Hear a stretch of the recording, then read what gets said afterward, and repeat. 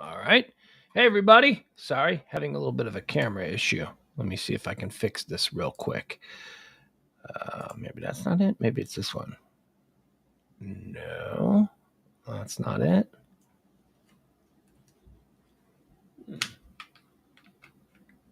Oh, something happened there. I got something. Hold on.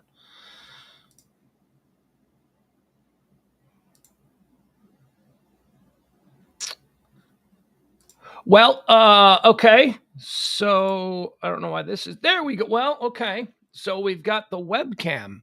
The laptop cam seems to be working, but we don't like this. Hi, Byron. Hi, Jeff. Hey, everybody. Hold on. Let me see if I can fix the camera. I'll see if I can fix this. All right. We don't want that. Let's try this one. There we go. No. All right. Come on, Ed. Fix my camera. Put my camera where it needs to go. That's where I thought it was supposed to go. And there we are. Yeah, there it is. Ed. Look at Ed. Ed's just, he's just lurking. He's just ready to fix me with any camera issues I have. All right, why would that have been different today? Why would that camera setup as I sit down and do the exact same show that I did yesterday at 9 p.m., why would that be any different? I don't know. But we seem to be all right now. All right, let's get started, everybody. Welcome into the High Noon stream. This is the first of two streams that we do each and every day here at the Radio Misfits podcast platform. We do this one, High Noon. This comes on at, well, noon right now, 12 p.m. Central Standard Time every Monday through Friday. We run through all the headlines, the hot topics, the current events, the trends, anything that's happening. I try and give it to you in a quick little bite-sized morsel. Just a little, we're not going to spend a whole lot of time on any one subject, but we are going to run through just about everything that people are buzzing about. That's the first show. We do this show every Monday through Friday, noon to 2 p.m. right here. Then we come back. We do a second show. That comes on at 9 p.m. Central Standard Time. That streams every night, Monday through Thursday. Now, that one's a little different than this. This one is all about getting you prepped up. This one is all about getting you all the information that you need to know so that you're not bumping into walls and people are saying, hey, did you hear about it? And you're going, no, I didn't hear about that. No, now this show is designed so that you can go, yeah, I heard something about that. And you've got at least a little bit of knowledge about what the subject is. The nighttime show, the Pillow Talk show, Pugs and Parker proudly present Pillow Talk on the Radio Misfits podcast platform is what we call that show. That one's more conversational. That one's more, we find maybe one or two topics and we just kind of get into them a little bit deeper. Or sometimes it's just nonsense stream of consciousness. But there you go. There are two offerings for you each and every day right here on the Radio Misfits podcast platform. High Noon at 12 p.m. Central Standard Time, Monday through Friday. And then Pillow Talk with Pugs and Parker every Monday through Thursday at 9 p.m. Central Time. All right, let's get into what today is. We do this show in segments. The first segment, we go through all the history of today. Why is today such a cool day? Then we talk about some birthdays and we mourn some passings. Then we get into all of the topics, the trends, the headlines, the current events, whatever it is, pop culture. We stay away from politics. We stay away from religion. We stay away from just about anything that is divisive. Anything. If you're going to be driving around wherever you are and you're listening to some bullshit AM radio talk show right now, anything that they are talking about, we are not talking about. We are not doing anything that you're going to hear on any of that garbage radio that is only designed to make you hate your neighbor. That's all it's designed for, splitting us apart. My God, do you people not know the basic rules of warfare? Divide and conquer. That is exactly what's being done. We don't engage in that here. What we do is we just talk about stupid shit. We just talk about stupid shit that you can hang. You got a neighbor, you lean up on the fence, you say something about, hey, did you hear about Ed Sheeran? Okay, that's a bad example. Ed Sheeran's not even trending. But you know what I mean? Conversational stuff. That's what we do here. So let's get started without further ado. It is the 27th day of July, year of our Lord, 2022. July 27th, I'll have you know, is the 208th day of the year. There are 157 days that remain until the end of the year. Let's get into some of the things that happened on this day in history that make this day such a badass day. Well, first of all, we would be remiss if we did not start in the year 1054 when Siward, Earl of Northumbria, invaded Scotland and defeats Macbeth, King of the Scots, somewhere north of the Firth. I don't know what that means. I don't know what that means. I love that era. I love the Viking stuff. I love anything that took place when Northumbria was a place. Northumbria was the northern kingdom of England. It was the one that was invaded first by the Vikings. It was the one that did the most of the heavy fighting against the initial Viking invasions there.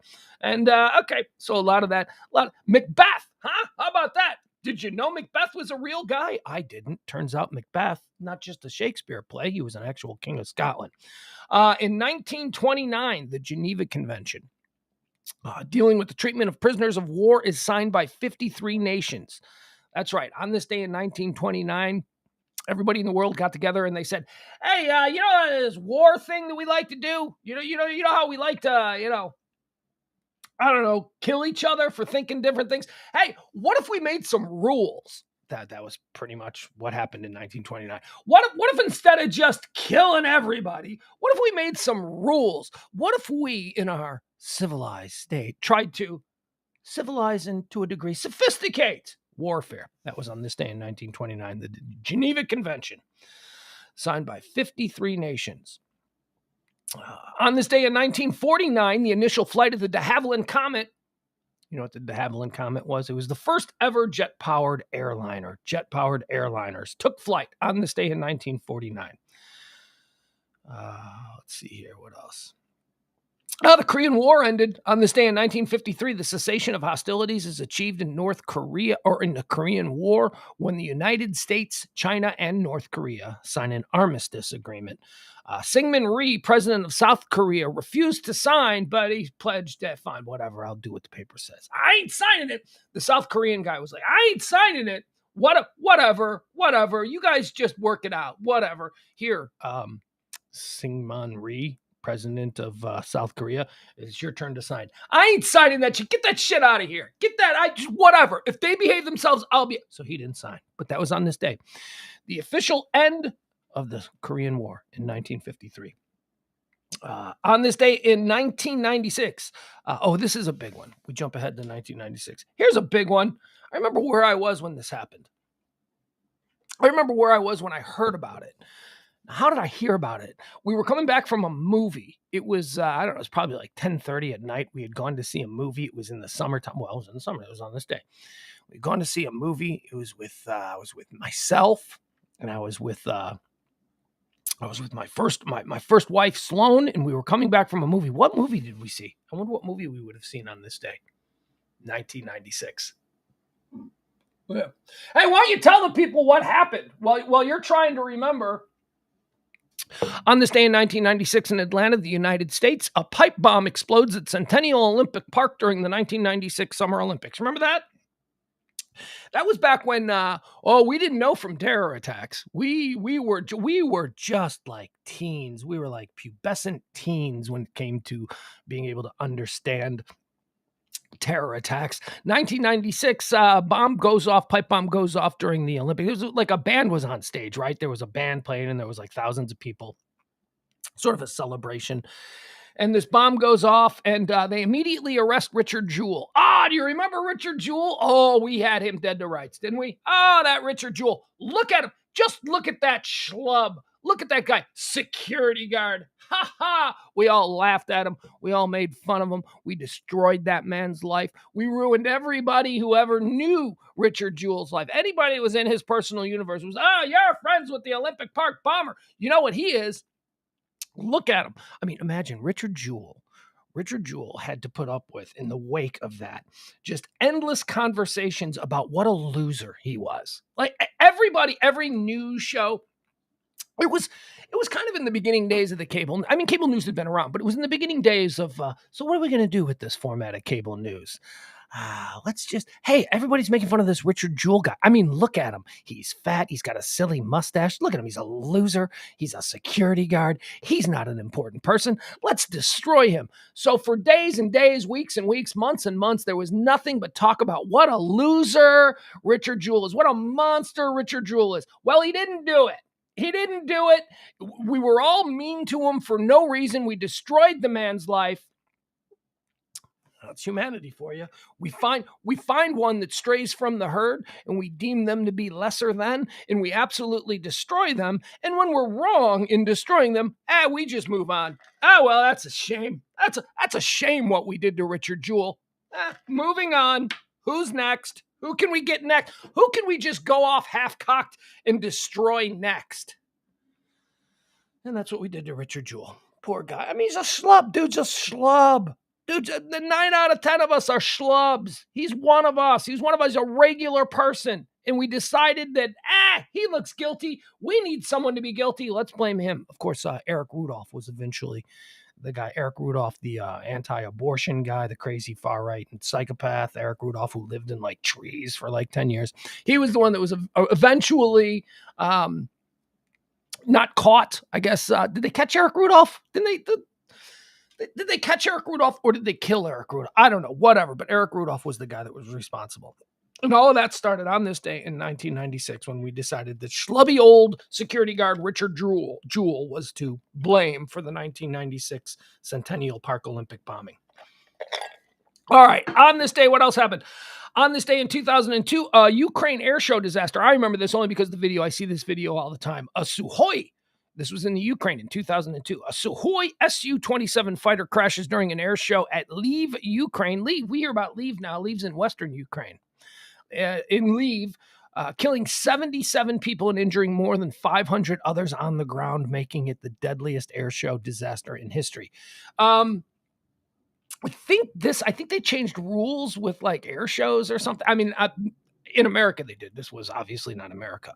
But I think like air shows can't take place anymore. This is my understanding. They can't take place over crowds because if something goes wrong, that shit just falls on the people in the crowd.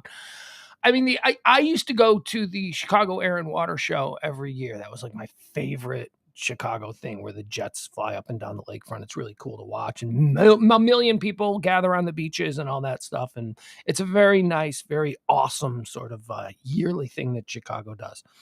But they are always over the water. So, it's like you never felt like, okay, if anything goes really wrong, these planes are just going to crash into Lake Michigan. They're not going to hit any buildings. They're not going to hit us here gathered in the park or on the beaches. Everything's fine.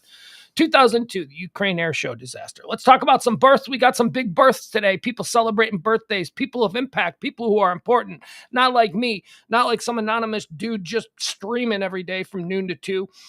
These are important people who are celebrating birthdays. How about first and foremost, let's do this one. Born on this day in 1922. He's trending across all platforms, but we'll get to him right here. We'll deal with him. Happy birthday, Norman Lear. Norman Lear turns one. Hi, Melissa. Melissa, check it into the chat room. Norman Lear turns 100 today. Norman Lear, probably the most, one of the most important. He is the most important creator of situation comedy, I believe, in American television history.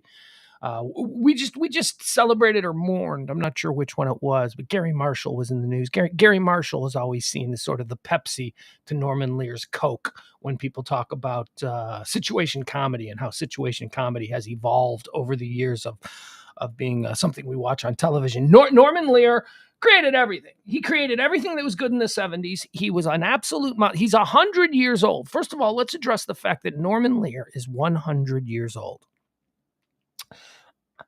I see Norman Lear. Now, I figure I'm good for 80 years. I figure 80, 85. I don't know. Everything's going to start to go wonky at some point, and it's just not going to be, I already have depression. It's like, I don't need a 15-year death march, right? So if I get to be 85, there's no way that I'm looking forward to 100. I don't care. However, let me tell you something. I see Norman Lear and I think, whoa, wait a second now. Maybe 100 is doable. Look at Norman freaking Lear.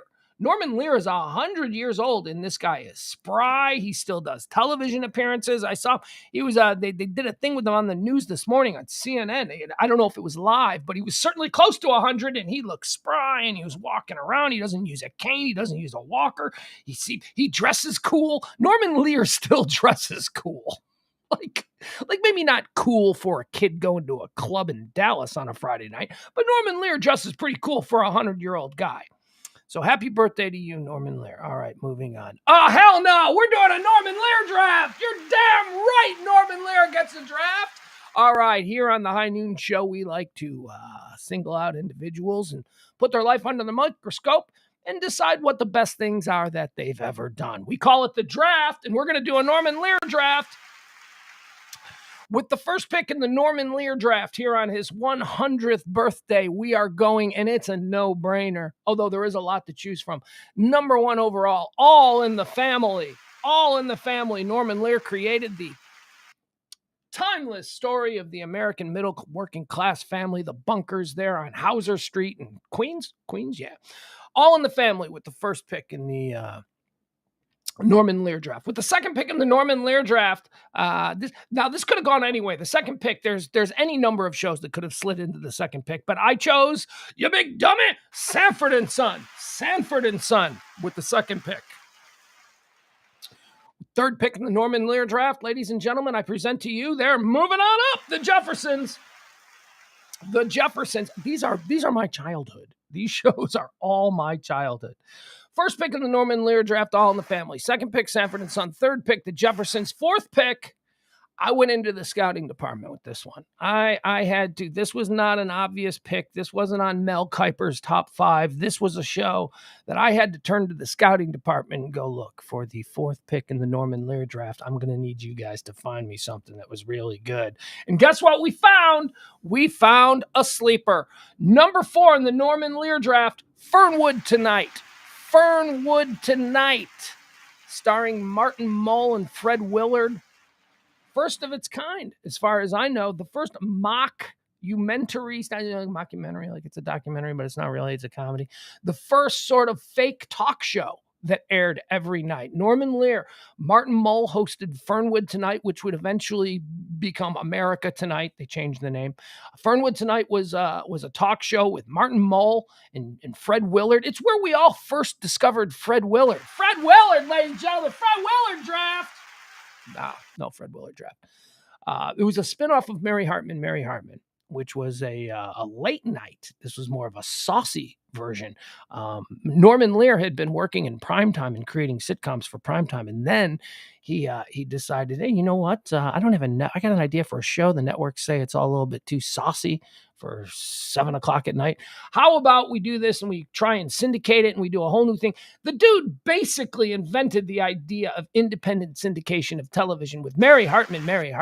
That's right. And Fernwood Tonight, which was a spinoff of Mary Hartman, I think was better. It was just better.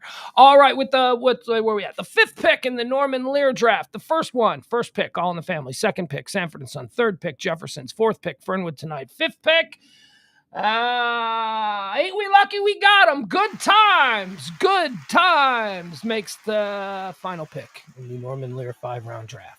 All in the Family, Sanford and Son, the Jeffersons, Fernwood Tonight, and Good Times. That concludes our Norman Lear draft.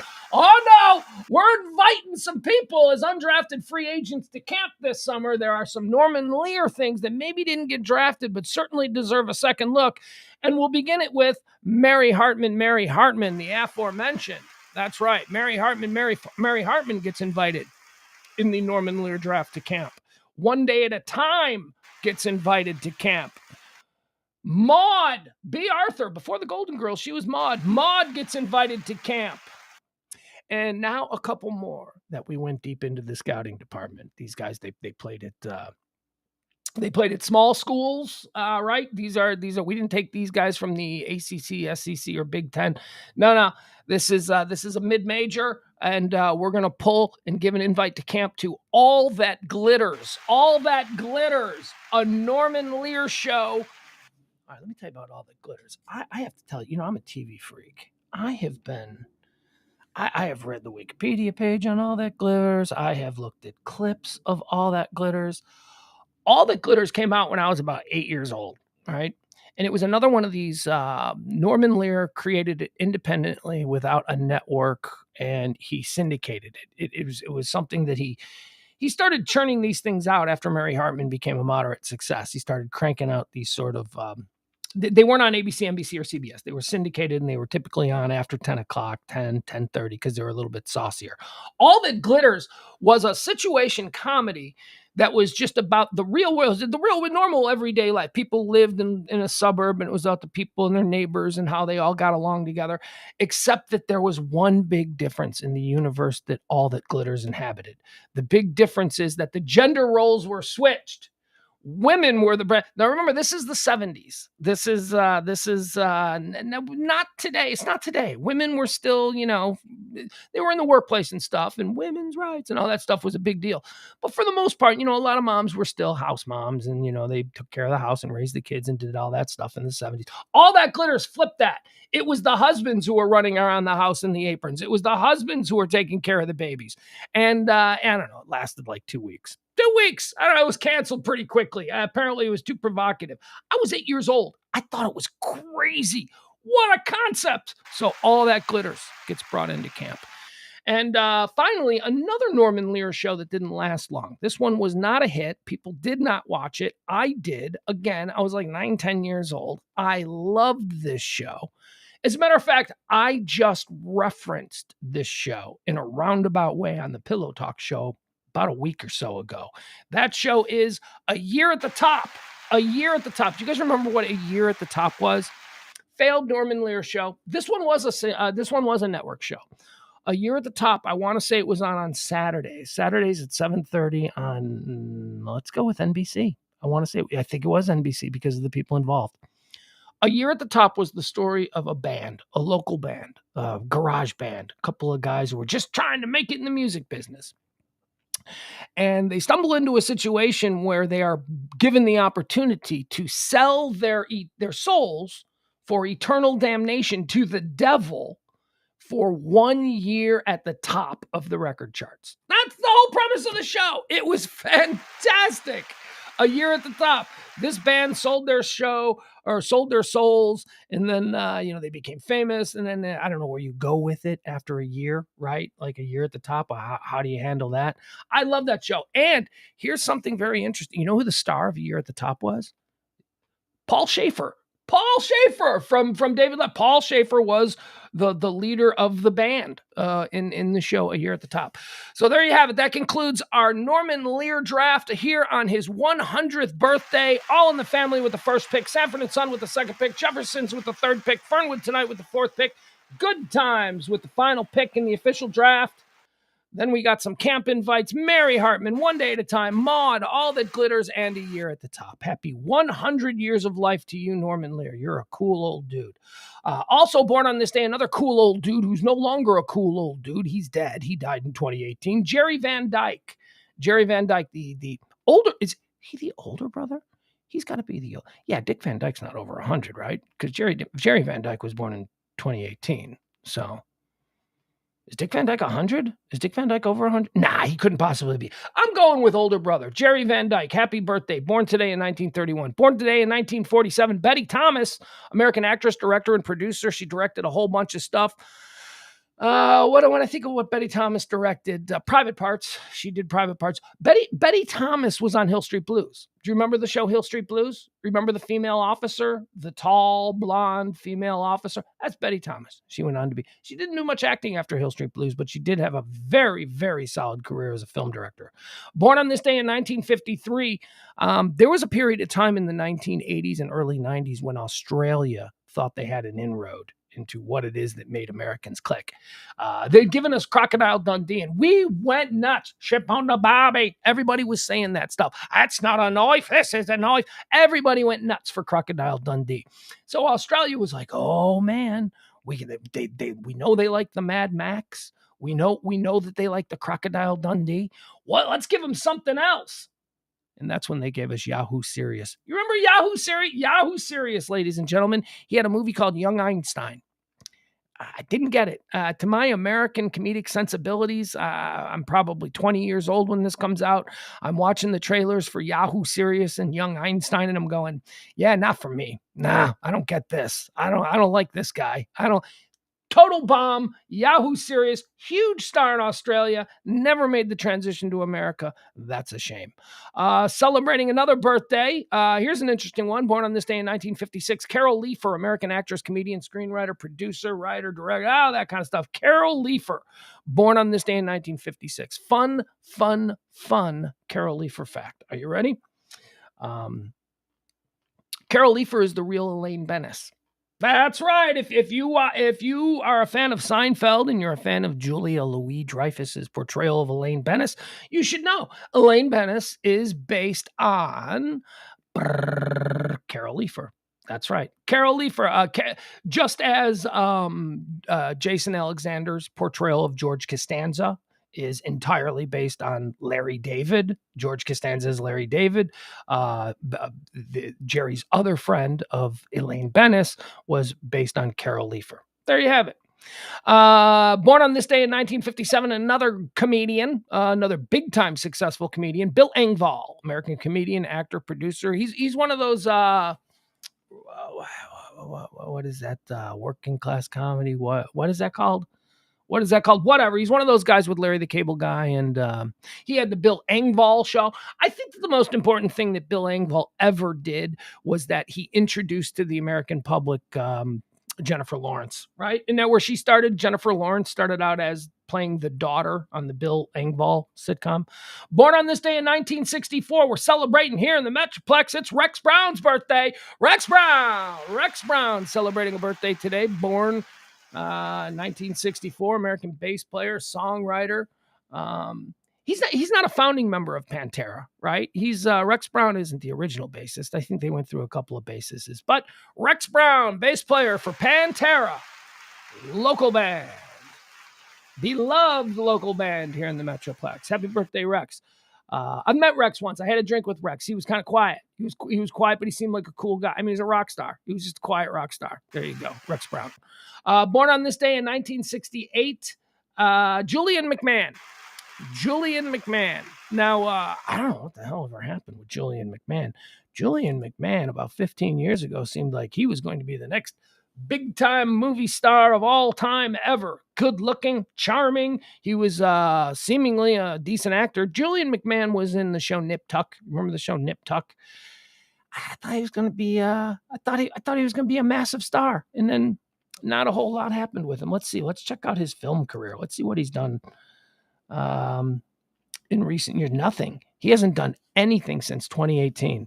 2018, he was in a movie called Swimming Safari. He was in a movie called Monster Party. That was 2018. The last film of any note that he's done, 2007, Fantastic Four, Rise of the Silver Surfer. He played Dr. Doom. That's it. Yeah, he was Dr. Doom in the Fantastic Four movies. Let's check TV. What happened to Julian Mcmahon? All right, so he had Nip Tuck, and that seemed like a really big one. Nothing, man. Nothing. That's unfortunate. All right, I don't know what's going on with Julian Mcmahon, but he never really turned into a big movie star or TV star. He was just he Nip Tuck. He will forever be Dr. whatever, Dr. Handsome Guy in Nip Tuck. Great show. Nip Tuck is one of those shows that I have every intention of rebinging at some point. I just don't know when.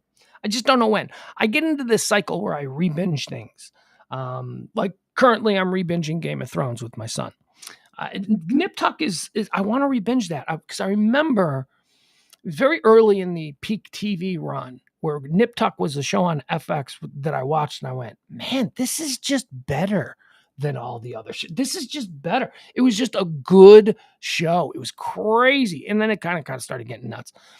But I thought everybody in that show, Nip Tuck, was going to be a big star. And nope, nobody went on to do anything. Okay, also celebrating birthdays today, Triple H, born on this day in 1969, American wrestler Triple H. He just got elevated to the position of creative director of the WWE. Vince McMahon left. Triple H retired, superstar of the sport. Sport. Okay, I'll call it a sport. I'll play. Yeah, so there you go. Happy birthday to you, Triple H. I hope you enjoy your new job. Speaking of Game of Thrones, born on this day in 1970, another guy who I swear to God, I thought I saw this guy on my TV screens watching Game of Thrones, and I said, this guy is going to be a major, major leading man movie star.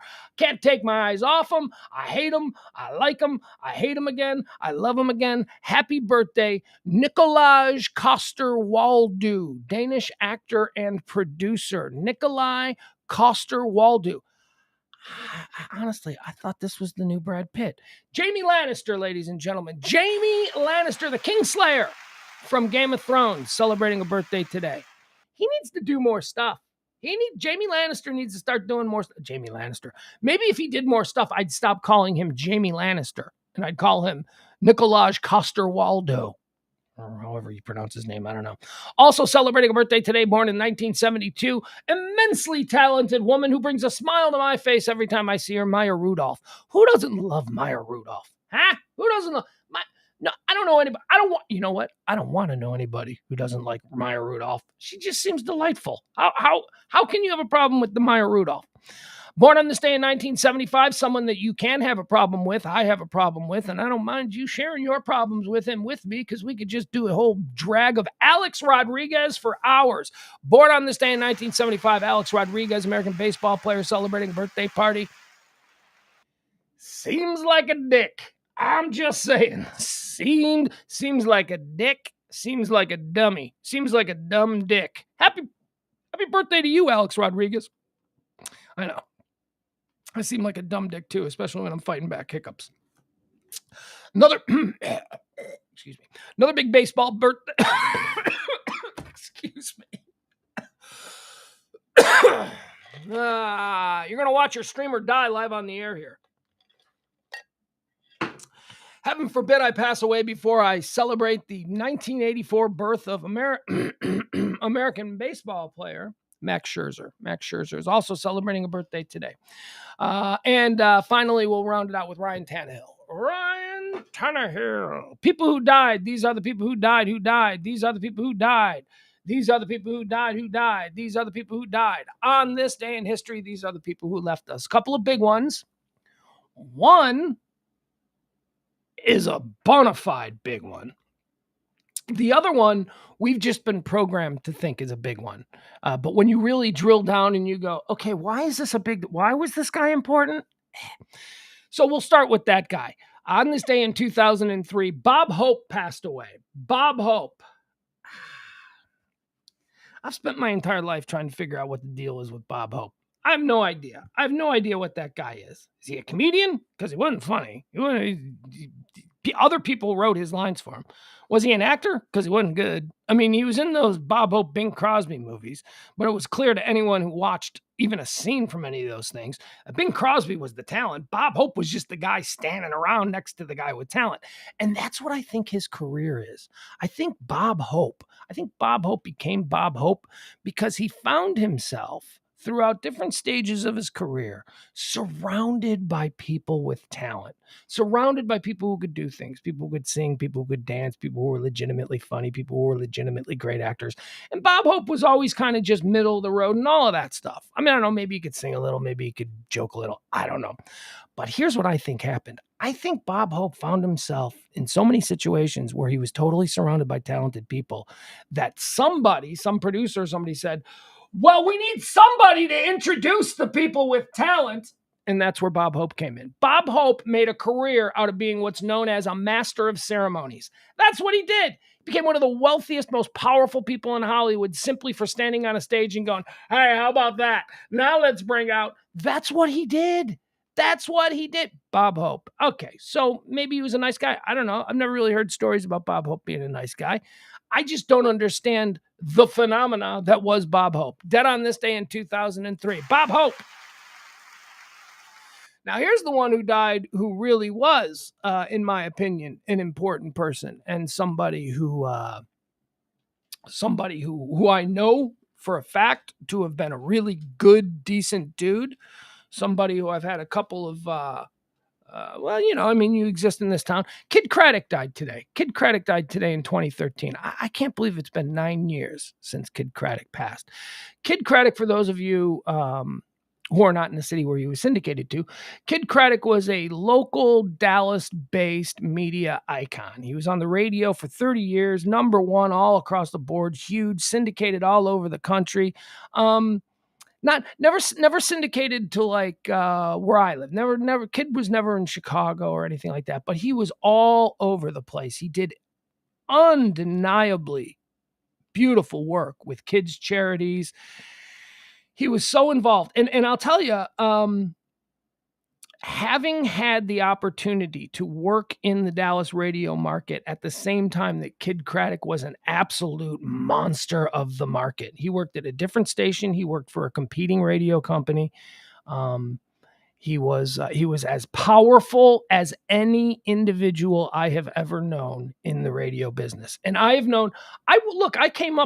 cut my teeth as an intern with what is about to be now 4 radio Hall of Famers. So like everybody that I came up under are in the Radio Hall of Fame, right? So like when I say Kid Craddock to me is the most successful radio personality that I have ever seen, or the most powerful and influential that I've ever seen.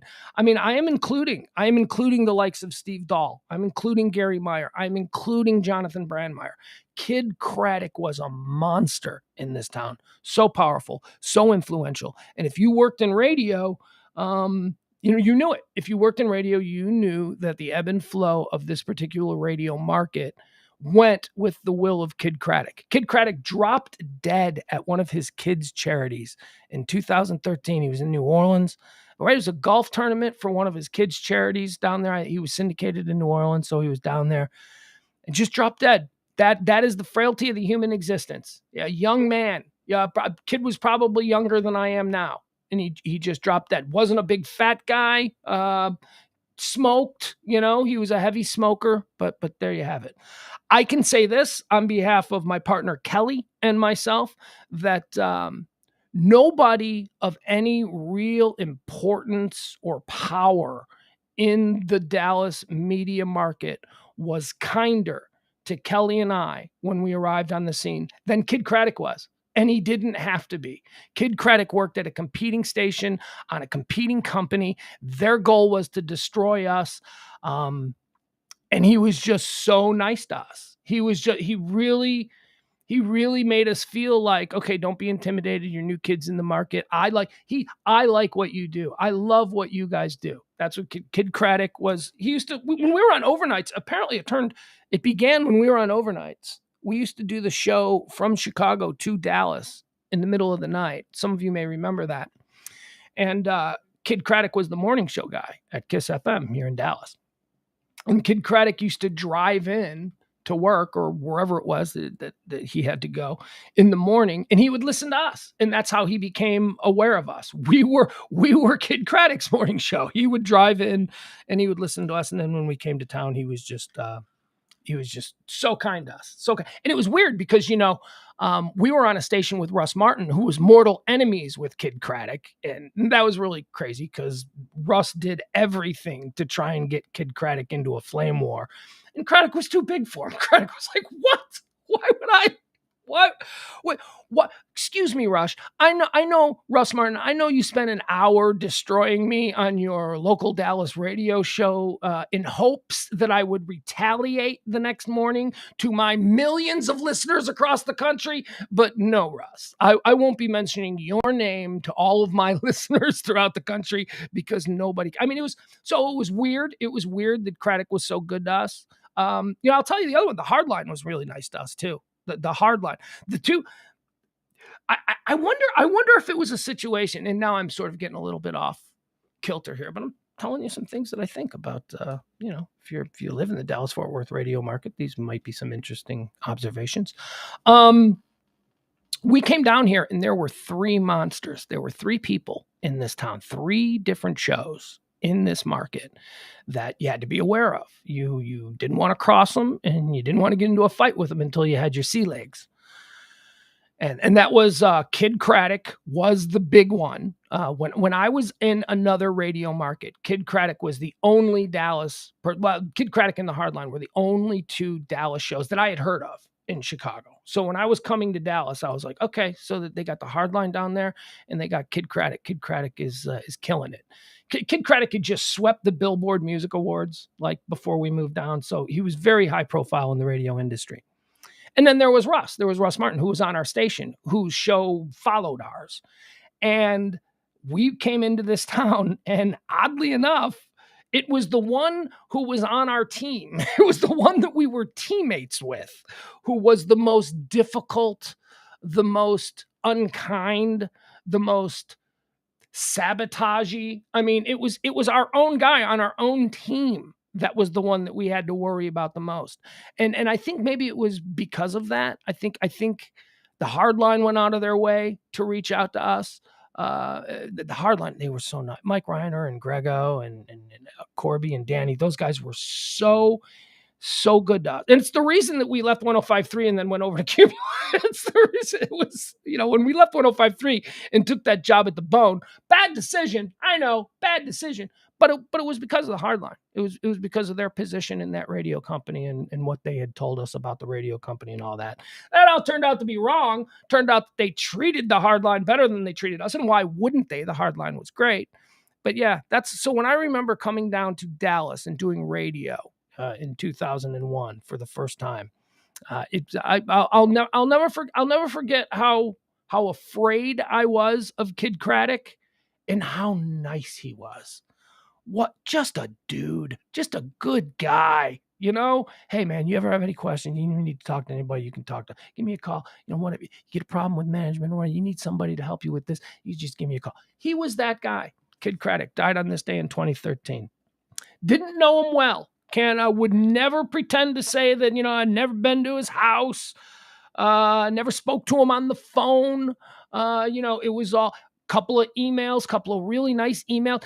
I want to say that he initiated the email thing with Kelly, like right out of the box. Like when we were doing overnights, like one day Kelly just opened her mailbox and there was a thing and it said, "Hey Kelly, my name is Kid Craddock. I just want to say welcome to Dallas. I think you guys are great." Who does that? Nobody does that.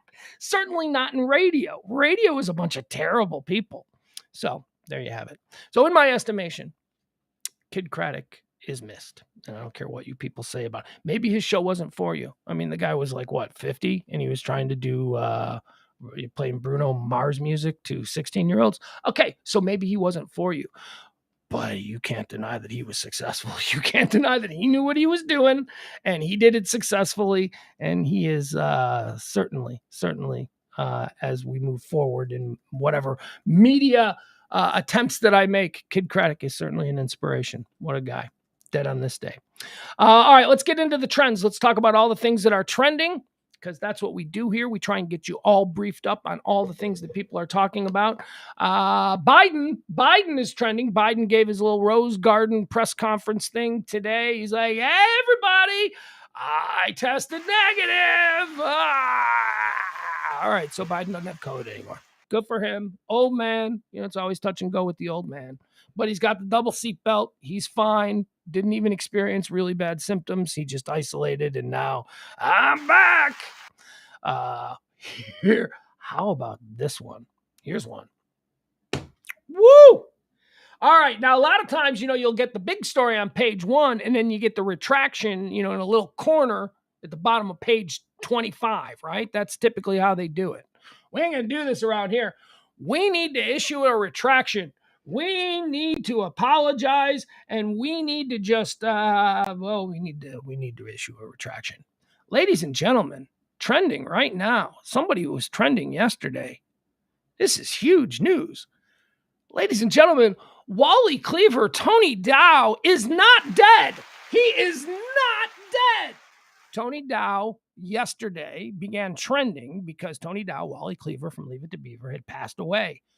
Tony Dow ain't dead. Tony Dow, you want to know how I know? Because I immediately went to his Wikipedia page and I saw that they had changed it back to Tony Dow is an American actor, whereas before it said Tony Dow was an American actor. Even Wikipedia got confused.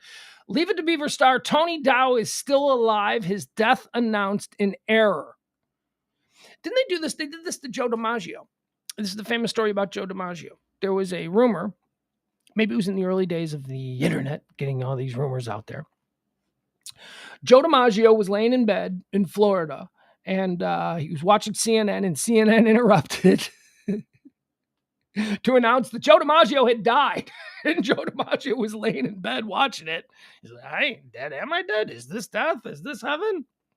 Leave It to Beaver star Tony Dow is still alive and fighting after it was mistakenly reported that the actor had died on Tuesday, July 26th, yesterday. Dow's son and management team cleared up the confusion Tuesday night, attributing the error to the distraught state of Dow's wife. Quoting now, "This is a difficult time," Dow's son Christopher Dow wrote on the actor's Facebook page. "Dad is at home under hospice care and in his last hours. My wife and I are by his side along with many friends that have visited. He has a fighting heart." In a note marked urgent update on the Facebook page, Dow's representative, Frank Bellata, and Renee James stated, "This morning, Tony's wife, Lauren, who was very distraught, had notified us that Tony had passed and asked that we notify all his fans. As we are sure you can understand, this has been a very trying time for her." All right, so very good. So good. Or not good. Or not good. Here's why not good. Because it doesn't sound like he's going to pull through, right? I mean, it sounds like these are the last minutes of his life and the last minutes of anyone's life when it's obvious they're not going to pull through. Yeah, maybe at this point he'd probably prefer to be dead. I don't know. Tony Dow Death Watch continues another day. Didn't even know we had a Tony Dow Death Watch, but we have one now. He's alive. Wally Cleaver is alive. He's alive.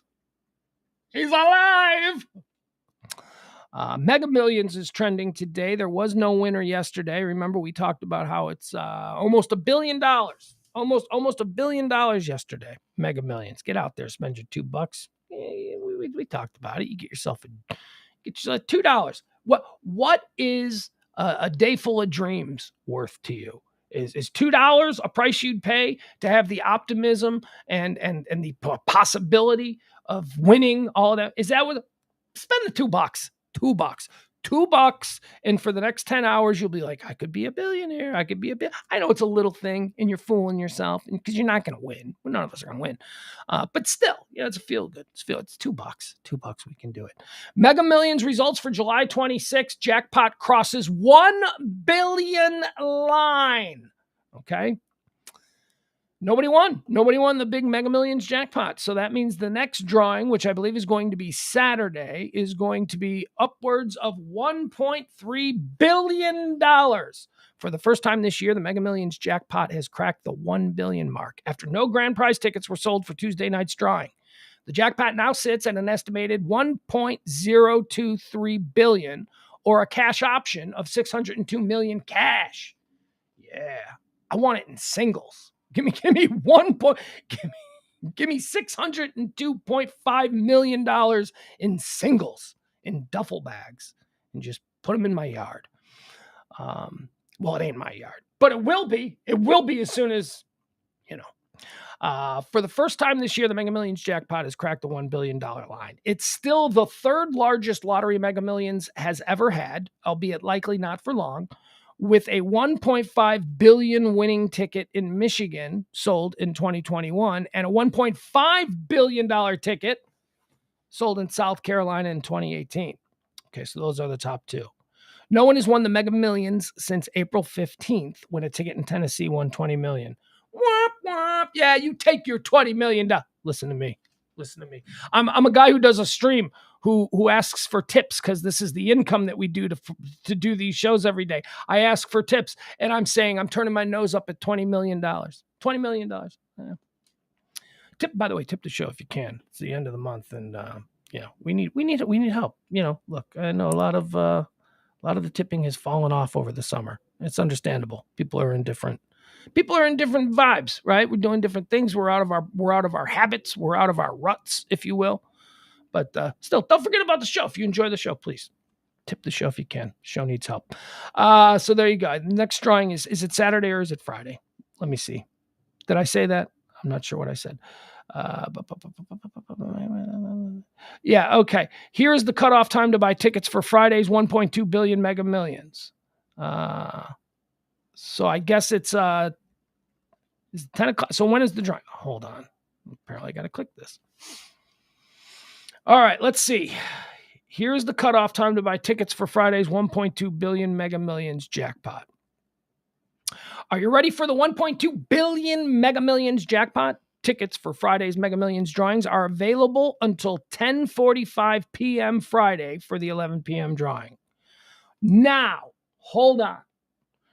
I'm reading you this story from the Cincinnati Enquirer. Just happens that I pulled up. Cincinnati is in the Eastern time zone. There is no designation for time zone. So since it's on the Cincinnati Enquirer's page, I have to assume that they're using the Cincinnati time zone. So when they say here that the cutoff is 10:45 Friday, make it 9:45. Make it 9:45. Just get there by 9:45. Okay, just get there by 9:30. Get there by 9:30 Central Time. You should be all right. There you have it. So that's exciting, huh? That's a good one. All right, let's see. What else do we have? Mega Million. Jerry Jones is trending. Oh, God, Jerry. What did Jerry do? Jerry Jones is trending because Jerry Jones is apologizing again. I want you to apologize to that 22-year-old daughter you never paid any attention to, who grew up a couple blocks away, who you never saw, who goes to SMU like a block from your house. Apologize to her, Jerry. Don't apologize to the midget community. That's what he's doing. He's apologizing to the midget community. Yeah. Apparently, Jerry Jones is an old man. He doesn't know midget's a bad word. He doesn't know you can't say midget. He comes from a world where you could say midget.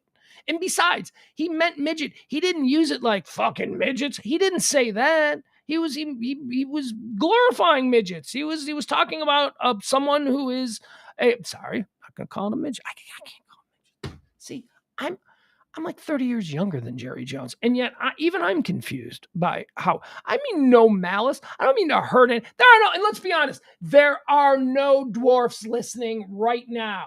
There are none. Okay, there's just not. I never see dwarves. So this idea that there is this massive community of dwarves who are sharpening their axes and, getting their tiki torches ready to go and take down is bullshit. Where does this come from? Where does the outrage? This is other people being outraged for the outrage surrounding Jerry Jones saying midget in a press conference is not coming from the dwarf or little people communities. It is not. It is coming from you people who just need to spot things that others might be offended by. You're not offended by it. You make no mistake. You are not offended by it. But you see that, others must be offended by that. So you decide you're going to climb up on your white horse and you're going to be the Samaritan. And you're going to point out, this is offensive. Let me hear from a dwarf. Let me hear from a dwarf. I don't want to hear from people on social media who are outraged that Jerry Jones, a 90-year-old guy, whatever he is, 90-year-old guy used midget in a positive way. Dallas Cowboys owner Jerry Jones apologizes for height-related slur. He had been joking about the height of Larry Lacewell, the team's former scouting director. I don't know who Larry Lacewell is, former scouting director. Apparently he was short. He's dead now, and Jerry Jones liked him. And that's the whole point of this whole thing. Larry Lacewell is dead. Jerry Jones liked him. Jerry Jones misses him. So he started talking about Larry Lacewell. Dallas Cowboys owner Jerry Jones issued an apology Tuesday for using a derogatory term to describe little people when paying tribute to a team executive who had recently passed away. Jones used the term in sharing memories about former Cowboys scouting director Larry Lacewell, a key figure in Dallas. And a key figure in Dallas's run of 3 Super Bowls in the 1990s. Lacewell died in May at the age of 85. Here's what Jerry had to say. Earlier today, I made a reference which I understand may have been viewed as offensive. I apologize, Jones said in a statement. There you go. Okay. Can we move on? Oh, that's not enough? Oh, that's not enough. He made a mistake. It's been pointed out that he made a mistake. He went, oh, wow, you know what? I'm 90 years old. We used to be able to say that. I am really sorry. I did not mean to apologize. I would like to apologize. Earlier today, I made a reference, which I understand may have been viewed as offensive. I apologize. Is that good enough for you? Is that good? That should be, because what else do you want? What else happens now? He said it. He apologized. It was pointed out that he shouldn't have said it. He took that criticism. He sort of funneled it through his brain system and spit out, "I'm sorry, I guess I was wrong." That is everything that we want, but that's not enough. That's not enough. We need a pound of flesh. He needs to be the NFL needs, people are going to go crazy about this. This, I don't think quite as much as if he had said something else. Like, remember 20 years ago, Bill Parcells says japped. Remember, he got in trouble because he said, yeah, they come up on you and you never see them coming and they jap you. Obviously a reference to Japanese kamikazes, and a whole bunch of non-Japanese people got upset at Bill Parcells about that. You can't say that. Shut up. Shut up. Did the kamikazes not sneak attack through suicide means Allied forces during World War II? Is that not something that happened? Were the Japanese not sneaky in their kamikaze attack? Is that not a thing? Okay. Are we supposed to just take everything that actually happened and because maybe in years later it offends somebody, pretend it didn't happen? It happened. It happened. The Japanese people did that. The Japanese military, not the Japanese people, but the Japanese military decided that, hey, wouldn't it be cool if we just put suicide pilots in planes and crashed them into the decks of American aircraft carriers? How sneaky would that be? They did it. And again, Jerry Jones is going to get no trouble for this. This is probably the most attention he's going to get. Well, he is trending, so he is getting some attention for this. But he's going to get, this is the most attention he's going to get for it because, again, I don't know how strong the little people lobby is. I don't know where they are. Well, they're small. That's why you don't see them. Oh, how dare you! Now look at you making fun of little people. There are no little people watching. And I have no problems with little people. I don't see enough little people to. Honestly, I don't know enough about little people. I don't know them. I don't know any. Do you? Do you listening right now? Do you have a friend who is a dwarf? I don't. I would. Don't have a problem with dwarves. I'm just saying. This came apart. We were going to do, when we were doing dodgeball back in the days, I had an idea that we could create an all-star dodgeball team comprised of little people because they would be harder to hit, right? That was my thinking. My thinking was if I created an all-star dodgeball team made up of little people, and I wanted people with dwarfism. I wanted little people. Notice I haven't said the M word because I've been told that's a bad word to say, so I'm not going to say it anymore because if it offends people, or if it offends people who are on lookout to be offended for other people, whatever. We could not find any dwarves. We were on a 50,000 watt flamethrower of a radio station. We're talking reach of millions and millions of people here in the Metroplex, and we could not field a team. So I don't know. It was at that point that's when I started to think, here's a question for you. This is something that dawned on me a few months back. I was sitting in a parking lot at the gas station and I thought about this. Have you seen more trans people lately or midgets? Little people. Have you seen more trans people or have you seen more dwarfs lately? Ask yourself that. I'm telling you, I don't see a whole lot of trans people, but I'm seeing trans people like 3-1, 4-1, maybe even 5-1. Earlier today, Jerry Jones says, I made a reference which I understand may have been viewed as offensive. I apologize, Jones said in a statement Tuesday evening. Speaking to reporters at the Cowboys training camp in Oxnard, Jones said Lacewell was always a popular figure who drew an audience whenever he spoke. I'm going to get me somebody. This is what Jones said. Here's the problem. I'm going to get me somebody, a midget, to stand up there with me and dress him up just like Lace and think Lace is still out there helping out at practice. A smiling Jones said. All right, so that's the offensive thing he said. I'm going to go up there. I'm going to get me somebody, a midget. I'm going to get me a midget.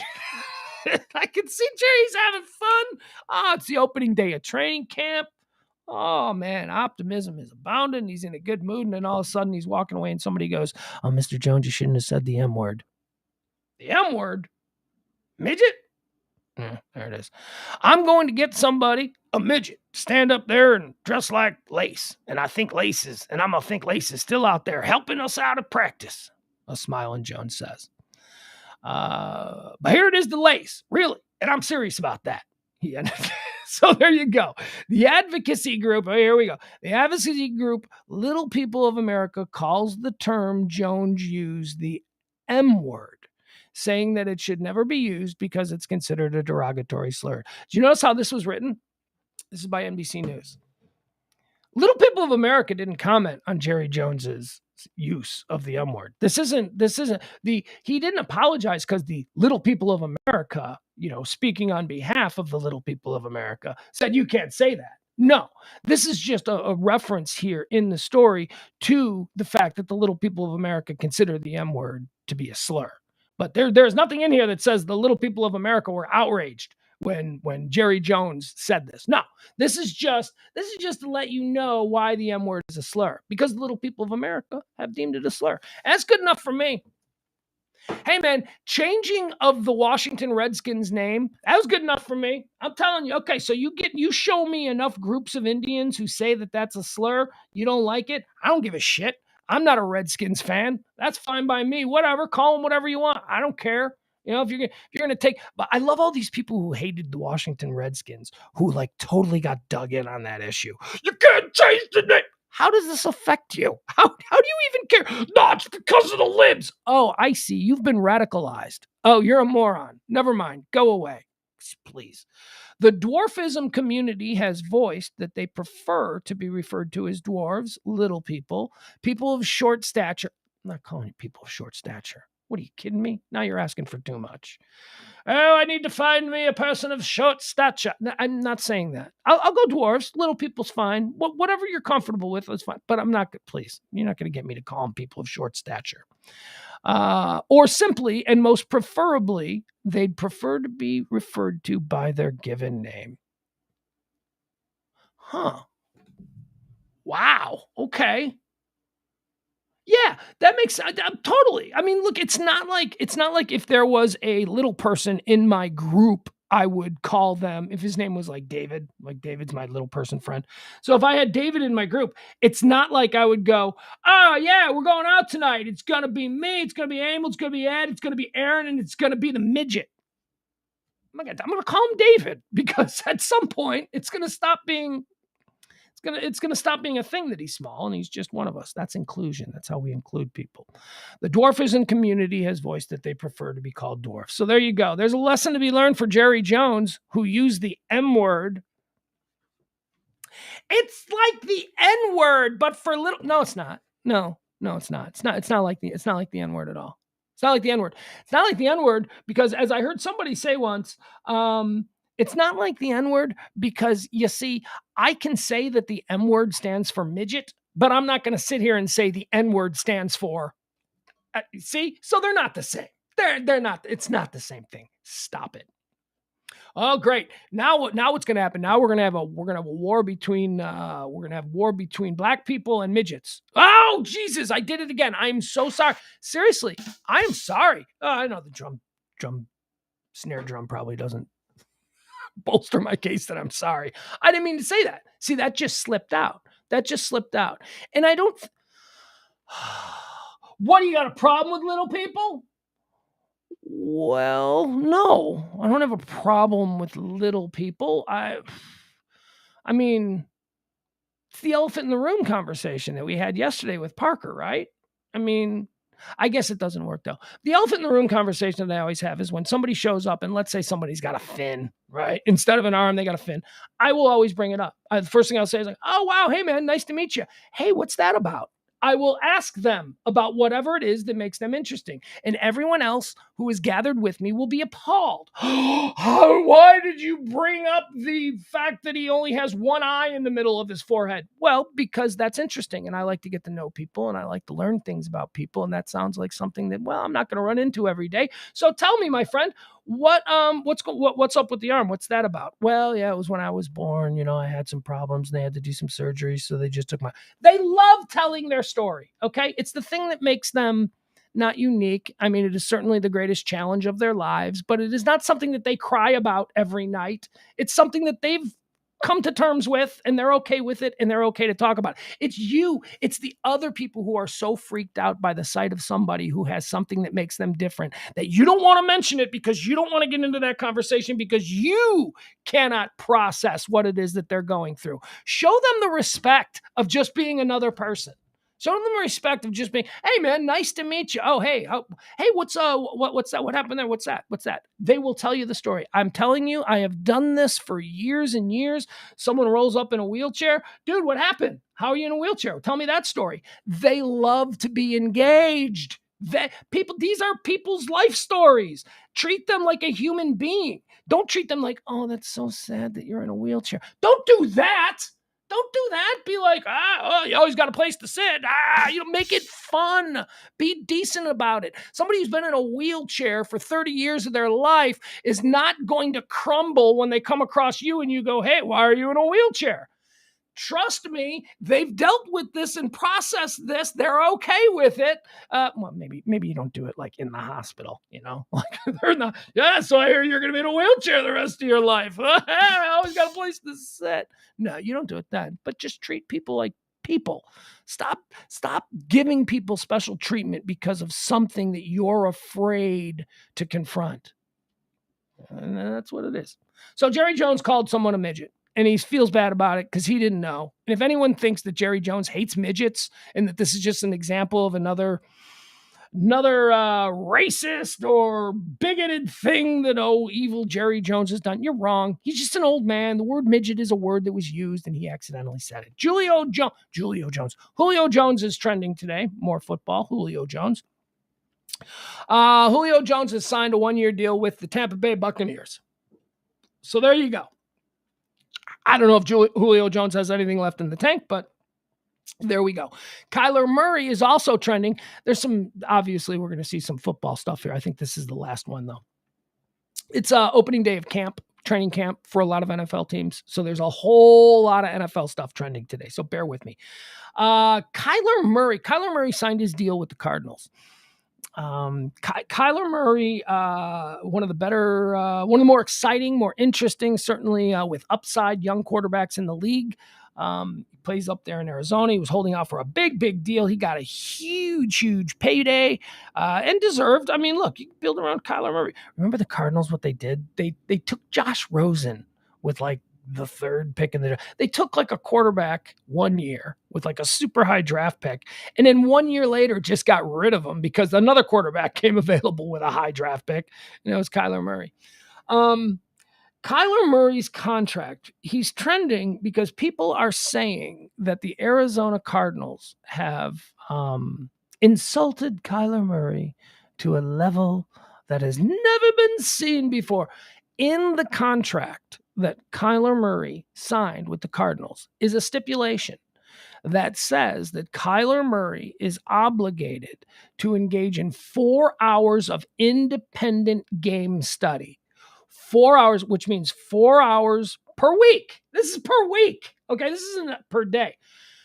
Per week, Kyler Murray has to be able to prove to the Arizona Cardinals that on his own time, he was studying the playbooks and he was watching game film and he was preparing for the upcoming opponent. Now, why are people all freaked out about that? That seems like something that for $200 million you might do anyway, right? As a part of your job description. Well, people are saying that this is the Arizona Cardinal telling people that they have some concerns about Kyler Murray's work ethic. At least that's the way it's being put out there. The Arizona Cardinals put this stipulation. It's not boilerplate. This is not something that's in, everybody's contract with their NFL teams. This is something that was specifically placed by the Cardinals into Kyler Murray's deal, requiring him to at least prove that he spent 4 hours per week studying game film. I don't know if this is true. Look, they're paying the guy $200 million. If you're going to pay, or close to that, if you're going to pay a guy a ridiculous amount of money like that, you should probably have no questions about his work ethic. And it seems to me like they're paying him, but they got questions about his work ethic, which has got a lot of people. It doesn't being racist because he's black. Or maybe he just doesn't study. Maybe Kyler Murray is just, been a lot of, was it racist when, Tim Couch, bombed out. Was it racist when trying to think of any other quarterbacks who bombed out? He just doesn't. Maybe he just doesn't try hard. I mean, he's a gifted athlete. He's a super athlete, and maybe in the estimation of the Arizona Cardinals over the years of watching Kyler Murray, they've got some questions about his study habits, about his ability to really burn the midnight oil, as they say. This is reminiscent of a story. And this was circulating a couple of days ago. I saw this clip, but I had heard it. Remember Jamarcus Russell? I don't know if he was number 1 overall. He might have been number 2 or number 3. Jamarcus Russell was taken by the Raiders back in like 2008, 2007, maybe. Jamarcus Russell out of LSU, taken by the Raiders, considered to be one of the great busts in the history of the NFL. A story surrounding Jamarcus Russell was that, and I don't remember the name of the offensive coordinator, forgive me. The offensive coordinator took all of the Raiders plays that Jamarcus Russell was going to run in the upcoming game, and he put them on a DVD, right? And he walked up to Jamarcus Russell and he said, Jamarcus, look, we're going to keep it kind of simple for you for the upcoming game. Here, this is your DVD. I need you to take this home, and I need you to look at all of the plays on this DVD, and I need you to tell us 10 plays that you feel comfortable running. Just pick 10. You don't have to go through all of them. Going through all of them would be difficult, but just find 10 plays that you, Jamarcus Russell, think that you can run effectively for this Raiders offense, and those are the plays that we'll install for this coming Sunday game. So they go home. Jamarcus Russell has the DVD in his hand with all the plays that he's supposed to look at, and he shows up for practice the next day. And he doesn't have the DVD, but he shows up, and the coach says, okay, so did you watch the DVD? And Jamarcus Russell says, yes, I did. And he says, okay, which plays do you like? Do you have 10 of them? And Jamarcus Russell looks at his coach and goes, I watched that thing from beginning to end. I got all of those plays down, coach. It doesn't matter. You just call one and I'll do my thing. I got it. You don't have to just limit me to 10. Let's go. Watch the whole thing. And he said, you watched the whole thing, did you, Jamarcus? He said, yeah, I watched the whole thing. The DVD was blank.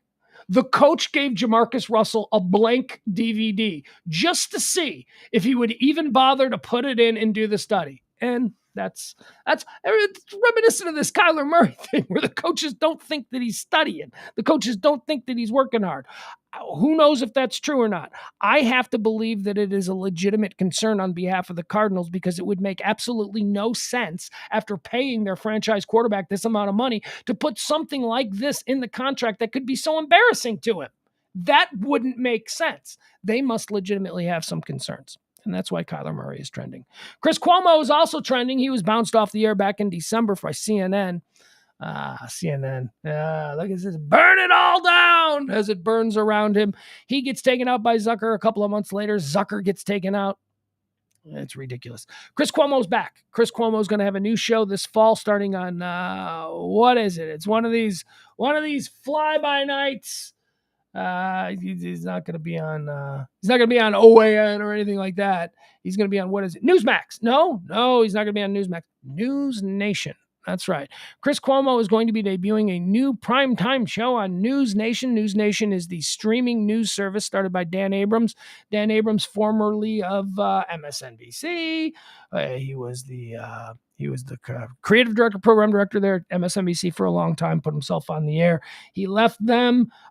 Dan Abrams also created one of my favorite shows of the last couple of years. And it's coming back. What's the show? Remember the cop show? Remember Live PD? That's it. Live PD. Couldn't think of it. Dan Abrams created Live PD. I like Dan Abrams. Dan Abrams is, I don't know much about News Nation. I see all of these new news sites, the ones that stream, the ones that look like an MSNBC or a CNN or a Fox, but really they're only online. You got your OANs, you got your Newsmax, you got News Nation now. I just think they're all crazy far-right Nazi stuff. I don't know what News Nation is, but Dan Abrams is involved and they got Chris Cuomo, so I'm thinking, well, maybe it's some attempt at normal news. I don't know. Chris Cuomo is returning to the small screen. The former CNN anchor will take on a new primetime position at News Nation. He revealed Tuesday while in conversation with News Nation host Dan Abrams. I want to find a way. He's not just a host. Dan Abrams is like the guy who created News Nation. I want to find a way to help people.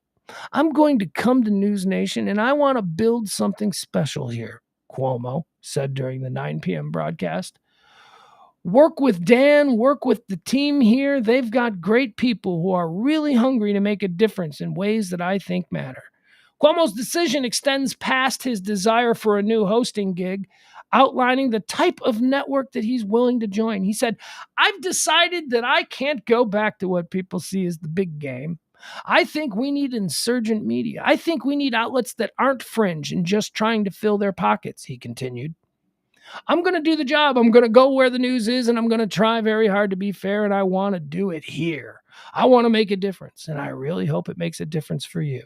I thank News Nation very much for the opportunity, Cuomo added. Cuomo's own primetime show, which has yet to be named, will premiere this fall. There you go. All right, so he's back. How much is News Nation paying him? Probably like a tenth of what CNN was. I can't imagine they have that kind of money. Road rage is trending. Here we go. What the fudge just happened here? All right, road rage is trending. Let's see what this is. This happened down in Houston. We'll pull this one up. Oh, for crying out loud! Look at me. I'm not prepared for such nonsense. All right, give me a second here. Hold on.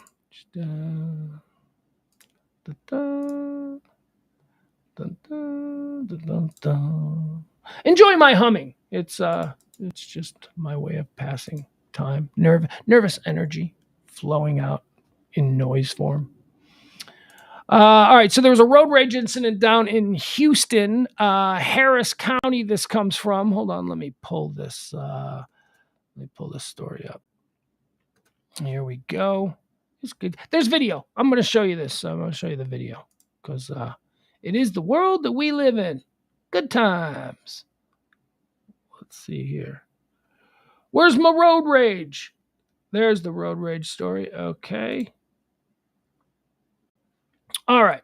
Let me give you the story here. A 2-year-old was in back seat during road rage shooting caught on video, Texas cops say. 2 people were arrested following a road rage incident involving one of the suspects firing a gun into a car with a 2-year-old inside. The incident, which was caught on video, according to the sheriff, a man was driving on Interstate 45 with his 2-year-old son in the back seat when he and the suspects stopped their vehicles off of an exit. Why did they stop? A man driving a truck approached the victim and allegedly assaulted him, Harris County Ed Gonzalez said.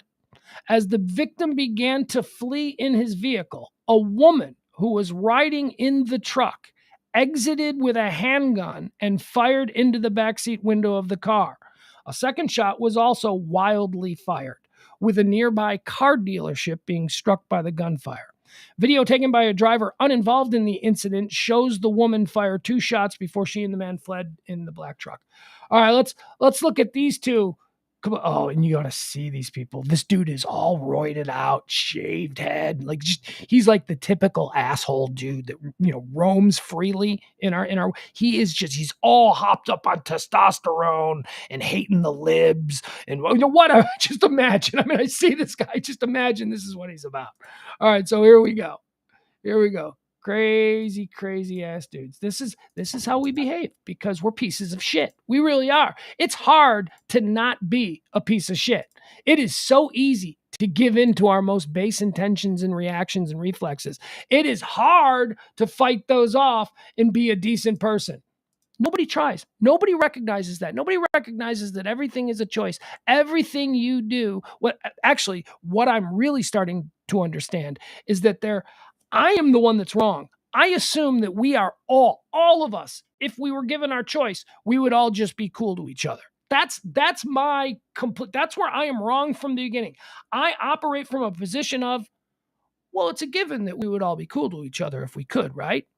That's where I'm wrong. I'm starting to learn that no, there is a very healthy percentage of us out there who doesn't mind being an asshole, who doesn't mind being a dick, who is so enslaved by their own ego and is so self-unaware and is so only interested in feeding what it is that makes them feel self-aggrandized.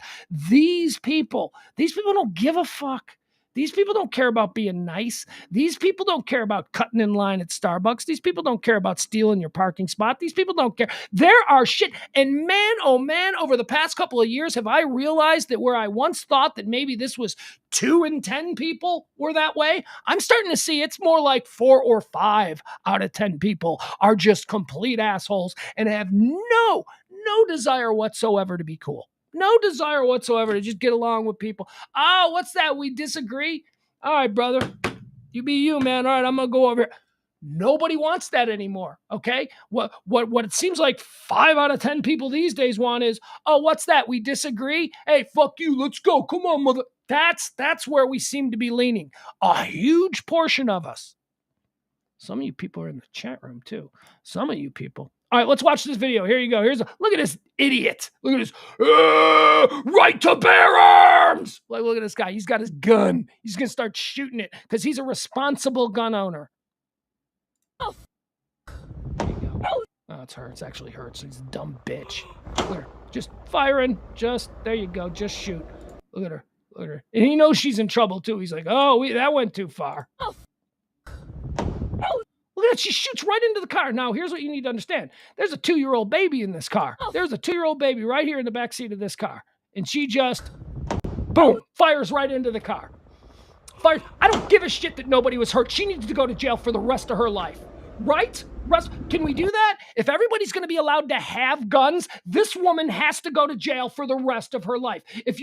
We need to have very strict laws and rules concerning how responsible gun owners use and wield this responsibility in the greater public, right? This woman, what she just did here, I don't give a shit how pissed she was. I don't give a shit that she momentarily lost her mind. She, a legal, responsible gun owner, I'm assuming she went and bought the gun because really anybody can buy a fucking gun in this state. This idiot went and got this gun, and in this moment, she decided that, you know what? I'm angry. I'm going to murder a human being. Jail. Rest of her life, throw away the fucking key. This bitch, look at her. This is a crazy... Right, a 2-year-old, a baby is in the backseat of that car, and she's just now firing wildly into the parking lot. In jail for the rest of her fucking life. Excuse me. Gun crimes. I don't give a shit, Mr. Responsible Gun Owner. You're out in public and, I don't know, something happens with your gun. Oops, I made a mistake. That's all. I don't even give a shit if you shot anybody. You commit a crime. You make a mistake as a legal gun owner. Jail. Put them in a fucking veal box for all I care. Because if we're going to accept the Second Amendment, which I'm fully okay with, let's not fuck with the Second Amendment. People want their guns. Time to get really harsh when people screw up with guns. Time to get real. If we can't create any new rules that are going to stop an 18-year-old fuckstick from getting a fucking rifle on his 18th birthday and killing a bunch of kids in school, if we can't agree that maybe an 18-year-old moron shouldn't be allowed to walk into a store and buy a gun on his birthday, if we can't agree on that, then at the very least, let's start prosecuting to the hilt people who dick around with firearms. And it doesn't have to be resulting in the deaths of, a dozen people. It can just be a guy walking through a parking lot with his gun and it falls out, goes off, misfires, whatever. Jail, long-term jail. The onus must be put on the responsible part of the responsible gun owner. We need to start focusing on responsible. People come home. I hate this. I hate this video. I hate this bitch. I hate these people. I hate that this exists in the world, that you and me and our children and the people we love, we have to just go, look at these idiots. The story really makes me mad. I'm getting all hopped up. Yeah, Byron, 100%. Thank you for that. Byron's absolutely right. They should make it to where any crime, if a gun is involved, the charges get elevated. Actually, I think that is already a thing, right? But why aren't people, what we would control, it's a minor gun offense. Fuck you. We need to get rid of the word minor gun offense. There are no longer minor gun offenses. We have to be diligent in any way, shape, or form that we can, because we cannot get our elected representatives to have any kind of common ground on what makes sense for all of us, the shit that all of us agree on. Crazy people shouldn't be able to acquire guns. Well, okay, they can't walk into a gun shop and do it. Then let's do something about the gun fairs, the gun shows. Well, you can't do that now. That's a whole different. So a crazy person could still walk into a gun show, and through some sort of under the table bullshit, they can still acquire whatever they want. Yeah, okay, well, no, we've gun charge. There should be no such thing as a minor gun charge anymore. Me getting upset.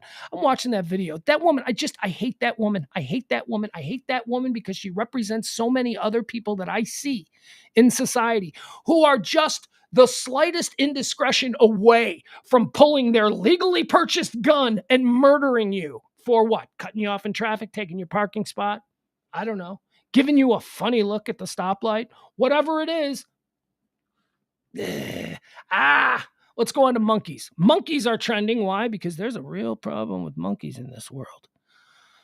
Okay, so those of you who are familiar with me, you know that going back 20-something years, I have been sounding the alarm bells on the rise of the monkey, the simian tsunami that is going to descend upon all of us. Yo, you think Planet of the Apes is just a fantasy sci-fi? Yeah, it's a documentary, I'm telling you. All comes full circles. I've been saying this for years, that monkeys are, especially in certain, not here, we don't have monkeys here, thankfully, but like, India, Southeast Asia, any of the jungle places, they just have monkeys. The way we have squirrels, the way you can walk down a street in New York City and maybe see a bunch of squirrels chasing each other. You can go, to other places and just see like a gang of monkeys. And sometimes they smoke cigarettes. Yeah, that's the craziest part of this whole thing, because already monkeys are, they got 2 legs, 2 arms, and a head and 2 eyes. They kind of look like us. They look like us more than, say, a dog looks like us. So we look at a monkey and we're like, like a little person. And what they do is the cigarette thing. I think this is so funny. So people in like gross parts of the world. Yeah, gross parts of the world. There are gross parts of the world. People in gross parts of the world, they still just like smoke their cigarettes. And by the way, people in gross parts of the world smoke from birth. I think like you come out of your mama and they stick a cigarette in your mouth, and it's the first thing. They smoke from birth. So all they do is smoke, like Thailand and all that shit. All the chain smoking. So they still, in these gross parts of the world, they smoke and then they just throw their cigarette on the street. They can't even be bothered to stop it out. They just another cigarette, another. So the monkeys come along and they start smoking the cigarette. And now the monkeys are all addicted to nicotine. That's not the story here. The story is much more serious. But imagine you're walking down the street and you see a gang of monkeys and they're all just kind of hanging out by a light pole, smoking cigarettes. You're going to question your own existence, aren't you? You're going to wonder, what timeline am I in right now? What is going on here? Can I bum a smoke? What? Monkey suspect has been killed in Japan after spat of attacks, but others may still be on the loose. More than 50 people, ladies and gentlemen, have been injured as residents in the southwestern city of Yamaguchi were terrorized by marauding macaques over the past 3 weeks, according to officials. Dateline Tokyo. Authorities in southern Japanese cities fear a band of marauding monkeys might still be on the loose Wednesday, even as they detained and killed a primate perpetrator suspected in a spate of recent attacks. Local authorities in Yamaguchi, about 580 miles southwest of the capital of Tokyo, said they were remaining vigilant for any further incidents involving a simian gang of Japanese macaques. More than 50 people have been injured as residents were terrorized by monkey attacks over the past 3 weeks. One of the macaques, which are native to the region, was tranquilized after being caught near a local high school Tuesday evening, a Yamaguchi city official told NBC News. The monkey matched prior descriptions and photos taken of a known attacker. And this is why it was put down. Okay. So I always get in this problem. So somebody goes out on a jungle safari tour and they get eaten by a tiger. Let's say a lion. They get eaten by a lion. Whoa, they go back to the town. Oh, and they rustle up a posse and they go out there and they kill that lion for being a murderer. I always think that's hysterical. That lion's not a murderer. That lion's a lion. That's what the lion does. The lion wasn't where he wasn't supposed to be. It was the tourists from Dayton who were in the place that they weren't supposed to be when they were eaten by the lion who was hungry, who survives by eating things when it's hungry. So they go out and they oh, we got a whole bunch of monkeys here. Hey, can we get an artist's rendering of what the monkey looks like? They went and they had a description of what the monkey they were looking for looked like. So they caught a monkey. This monkey they caught matched the description. It's a monkey. What do you mean? Don't they all look alike? Don't all macaques match the description of a macaque? While some news outlets had hypothesized that the crimes have resulted from one rogue macaque, the monkey attacks have persisted. More attacks and sightings were reported after the primary suspect was captured. So they get the guy, they're like, okay, see this monkey? This is the monkey we're looking for. And they all go out, and the first monkey they find, they go, oh, there's a monkey. It looks like it. We got him. Gack. They kill him. And they're like, yay, we did it. We saved the monkey. And then a whole bunch of people get attacked by other monkeys. And they're like, apparently it's not just the one rogue monkey. Or maybe you didn't get the right monkey. Maybe all monkeys look alike. Maybe your crack team of experts you sent out into the field just went, it's a macaque. That's a macaque. Get him. That's our guy. In terms of monkeys attacking people, we've never had incidents like this, said Kasuka Masunaga, an official at Yamaguchi City's Agricultural Policy Division Pest Control Room. That looks cool on a business card. While monkey sightings in Yamaguchi aren't unheard of, attacks of this magnitude and frequency are. The incidents have included several break-ins through unlocked doors and windows, with one man in his 70s attacked in his sleep. Still, the injuries have only been light bites and scratches with a few precautionary hospital visits. The local government began tracking the macaque attacks. Oh! Macaque attacks. That's a good, I like macaque attacks. That's cool. I like that. Is that a band name? The macaque attacks. I don't know, a little bit too. Anyway, we'll move on. The local government began tracking the macaque attacks on July 9th in the southwestern Ogori district, which is surrounded by forests and hills. It reported 58 incidents as of Wednesday, indicating that 9 of the attacks had occurred since Tuesday afternoon. So they're ramping it up. The monkeys know that the authorities are onto them, and so they're starting to ramp up the attacks. Local news station TV Yamaguchi reported that more than half of the victims have been women in their 40s or older, with at least 6 victims under 10 years old. Monkeys. Oh, here, wait a second. Do we have a picture? I think we got a... I thought I had this like really cool sort of story about these monkeys. Oh yeah, here we go. Here, let's check this out. You think when I say they got a monkey problem, you think that like maybe it's just 1 or 2 monkeys just randomly walking down the street and you're like, oh look, it's a monkey. Oh, I'm gonna go out today. Maybe I'll see a monkey. No, it's you're going out today. Don't get attacked by the hundreds of monkeys that are everywhere. I mean, it's like an infestation of monkeys. Here, I'll show this to you. Oh boy. So I did that wrong. Okay, that's just going to take another second. Monkeys. There we go. All right, here we go. We'll sit back. We'll watch this video. I just want you to get an idea of what this monkey situation is. Because like when you say, it's like, oh, there are a couple monkeys. No, it's an infestation of monkeys. Here we go. I don't know if we can make this bigger. They're going to make us sit through a commercial. Oh, we're going to sit through a Peacock commercial. We got 12 seconds. Peacock. Here's my anti-Peacock commercial. I don't want to watch Peacock. They got commercials. I don't want to stream something and I'm going to have to watch commercials. No, thank you, Peacock. Look at this. In an ancient Moran town, a tale of modern-day Look at these survival. they're everywhere. Monkeys How do you who live roam like among this? temples and shops, and locals who, for the most part, How do you love live them. like this? These freewheeling macaque monkeys are a big attraction in You just gotta Lapuri. clean the streets of these. I mean, Tourists come to feed them bananas and snap selfies. The local economy relies on it. And for a long time, generations even, this human-monkey coexistence kind of worked for the town until the tourists stopped coming.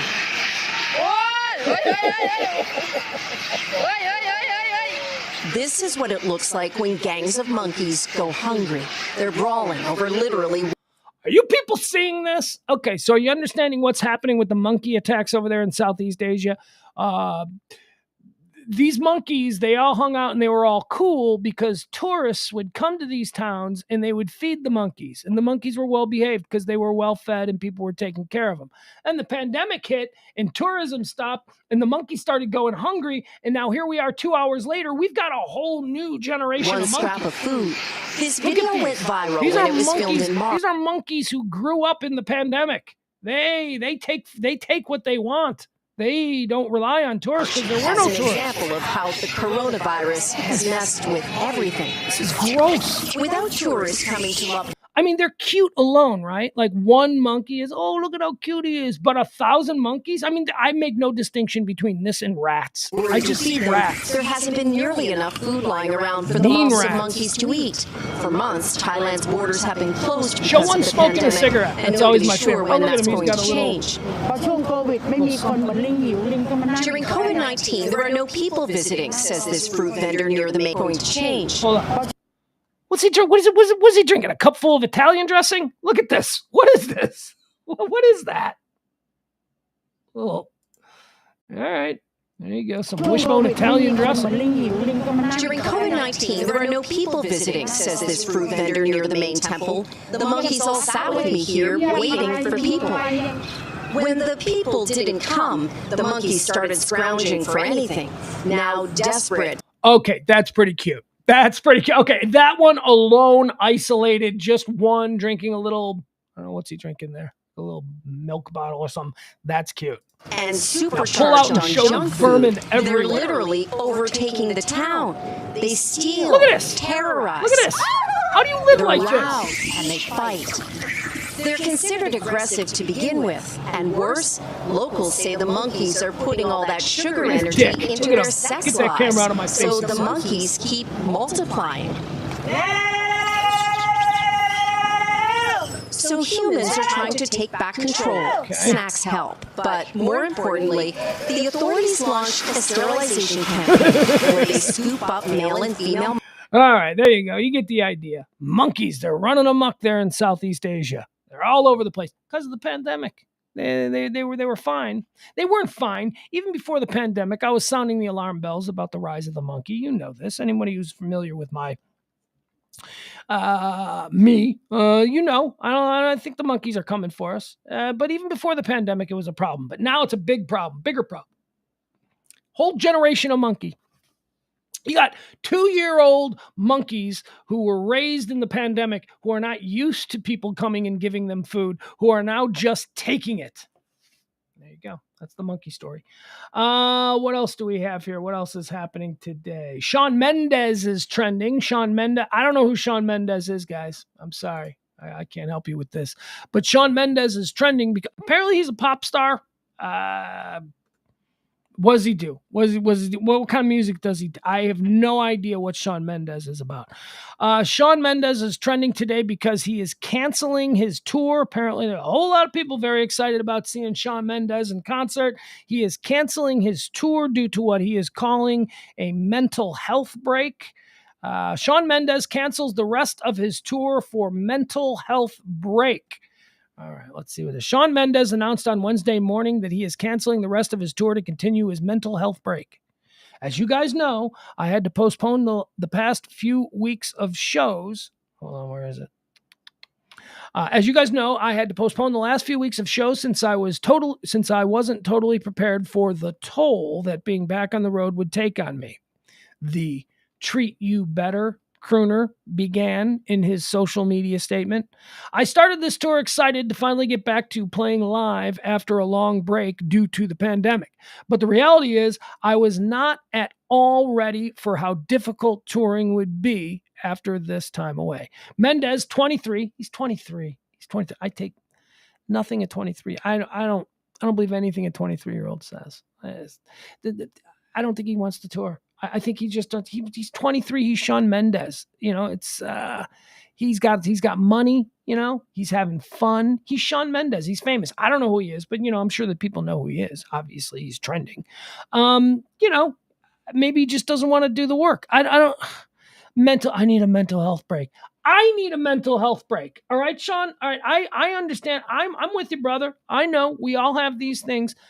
But this is your job, and these are your fans, and a whole bunch of people lined up months ago to get tickets to see you, and they've been waiting. You know how it is when you get concert tickets that you're excited about. You get them 6 months in advance, and then you count down. Oh, I can't wait for the night. And you're not going because of what you're calling you need a mental health break, dude. That's how people call in sick when they're not really sick. That's not. Oh, Pugs, but I thought you were Mr. Be serious about mental health. I am. I'm very serious about mental health. And I just don't think this is serious. I don't think this is a serious. I think that he is utilizing an opportunity that is specific to this era where we are all hypersensitive to people and their mental health issues. And I think he's getting out of doing a concert tour that he promised a lot of people that he was going to do because he's 23. Mendes, 23, said that after he spoke with... Again, I don't know anything about Shawn Mendes, but this just seems really sketchy. Dude, oh, it's so hard being on tour. Okay, the travel can get monotonous, I'll give you that. But don't you travel private? Don't you stay in like luxury hotels? Don't you... see, for me, like if I had to be in 5 different cities and 5 different nights, that would suck because I'm carrying my own bags. I'm waiting in line at checkout. I'm having to sit on a tarmac. I'm dealing with all kinds of things that, Shawn Mendes isn't dealing with. I show up at the hotel after flagging down a cab or waiting on my Uber. I lug my own bags up to my room. I check into some shit hotel room where TV is fritzy and they don't have room service. And then I got to do it all over again the next day. Yeah, that sucks. That could be mentally taxing for me. That's not how Shawn Mendes travels. That is not. Shawn Mendes is on an airplane. He can do drugs if he wants. He can party. It's his own thing. The plane lands. He gets in a limo. He gets taken straight to the hotel where he just walks to his room. He doesn't have to wait in line. Shawn Mendes isn't waiting in line to check in. Somebody's already done that. So just stop with the Mr. 23-year-old touring and playing a concert tour is just too much for my mental health. Get a real job. Get a real job where all of the INS quotes are due by 4 o'clock Friday. Then let's talk about your mental health, okay? Let's do that, Shawn. You're getting up on stage and you're singing for people who love you, for people who are just going to tell you for an hour and a half that they love you, and you can't do it. Maybe you're in the wrong business. I hate this.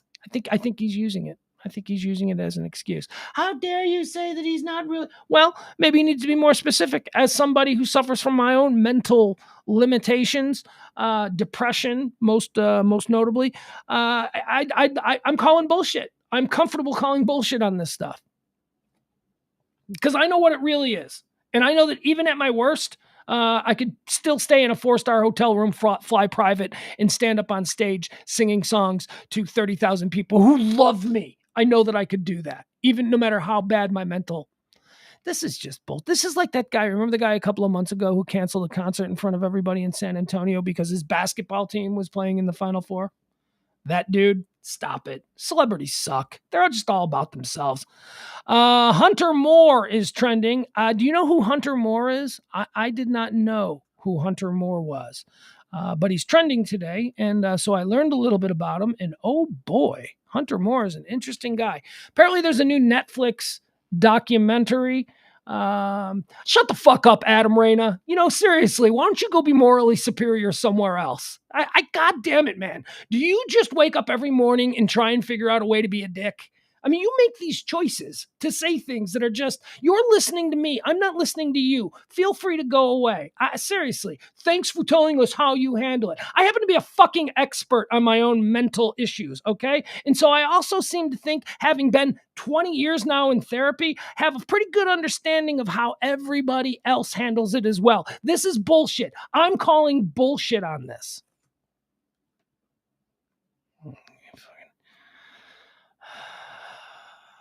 Oh, Byron, I don't need you backing me up. I take this shit very seriously. And people trying to skirt the system, you need to take people's mental issues seriously. And what I'm starting to see now is a lot of people who are just kind of using it now because it's something that's out there to be able to do whatever the fuck they want. And that's what I think that Shawn Mendes is doing. I'm being nice here. This Adam Moreno, I'm being nice here. This is you being nice. Fuck off, Adam. Seriously, man. I mean, I know we'll get over it, and we have these fights all the time, but fuck off, dude. You're silenced. You can go away. You know what? I'm gonna ban you. I don't want to put up with this anymore. I'm gonna ban you from the show. You can no longer. No, I wouldn't do that. You wouldn't care anyway. Adam and I will be best friends again in an hour. But shut the fuck up. There we go. That's how we do it. Who is the most hated man on the internet? All right. That's this guy, Hunter Moore. Hunter Moore is trending. He's apparently the most hated man on the internet. He's one of these guys who started the whole revenge porn thing. And Netflix has a new 3-part documentary that chronicles the downfall of one recklessly wicked webmaster who fed his adult site with nude photos of non-consenting subjects. The docuseries, now streaming, features victims of the short-lived IsAnyoneUp.com. I've never heard of IsAnyoneUp. I'm not big into porn, but I still have never heard of IsAnyoneUp.com, as well as those who were able to shut down Moore's endeavor. Law enforcement, a former Marine with a sense of vengeance for bullies, and the docuseries, now streaming, features victims of the short-lived IsAnyoneUp.com, as well as those who were able to shut down Hunter Moore's endeavor. Law enforcement, a former Marine with a sense of vengeance for bullies, and a stop-at-nothing mother whose daughter's stolen photos appeared on Moore's website. The website was active between 2010 and 2012, and it displayed images submitted by subjects of their exes through theft or through hacking. The site also included personal information about those pictured, including social media accounts. So it was one of these revenge porn sites. And I guess this guy, Hunter Moore, one of the first guys, I guess to do this, or at least to do it with any success. When photos of Charlotte Law's daughter appeared on Moore's website, she began to suspect that Moore was relying on hacking for content. She launched her own investigation and contacted the FBI and journalists, ignoring death threats by Moore's mob of fans dubbed the Family.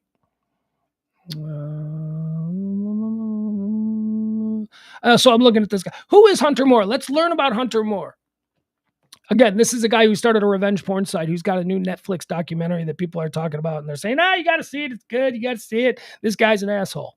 Moore, now a 36-year-old Northern California native, predicted massive success in his 1920s for himself. I'm going to be worth $100 million by the time I'm 30, Moore says in the documentary. I'm literally going to take over the world. And it appeared that he would at any cost. He told Rolling Stone writer Alex Morris back in 2012 in a profile titled Hunter Moore, the most hated man on the internet, he told him that he once contemplated decking Mark Zuckerberg because that would get me so popular.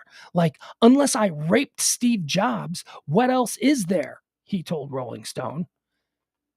Okay, so this is obviously a fucking cretin. This guy is obviously, there's something wrong with this guy. This guy is a broken individual. So the two things to get attention that you can come up with is physically assaulting Mark Zuckerberg or raping Steve Jobs. That's where your mind goes. You are a fucking piece of shit, Mr. Moore. He told Rolling Stone writer Alex Morris in 20. Okay, so we did that. Like, unless I rape Steve Jobs, what else is it that I'm going to do? A woman once stabbed Moore with a pen after he refused to remove her from his website. His reaction, as relayed to Rolling Stone, "Oh my God, this is going to be the best post ever."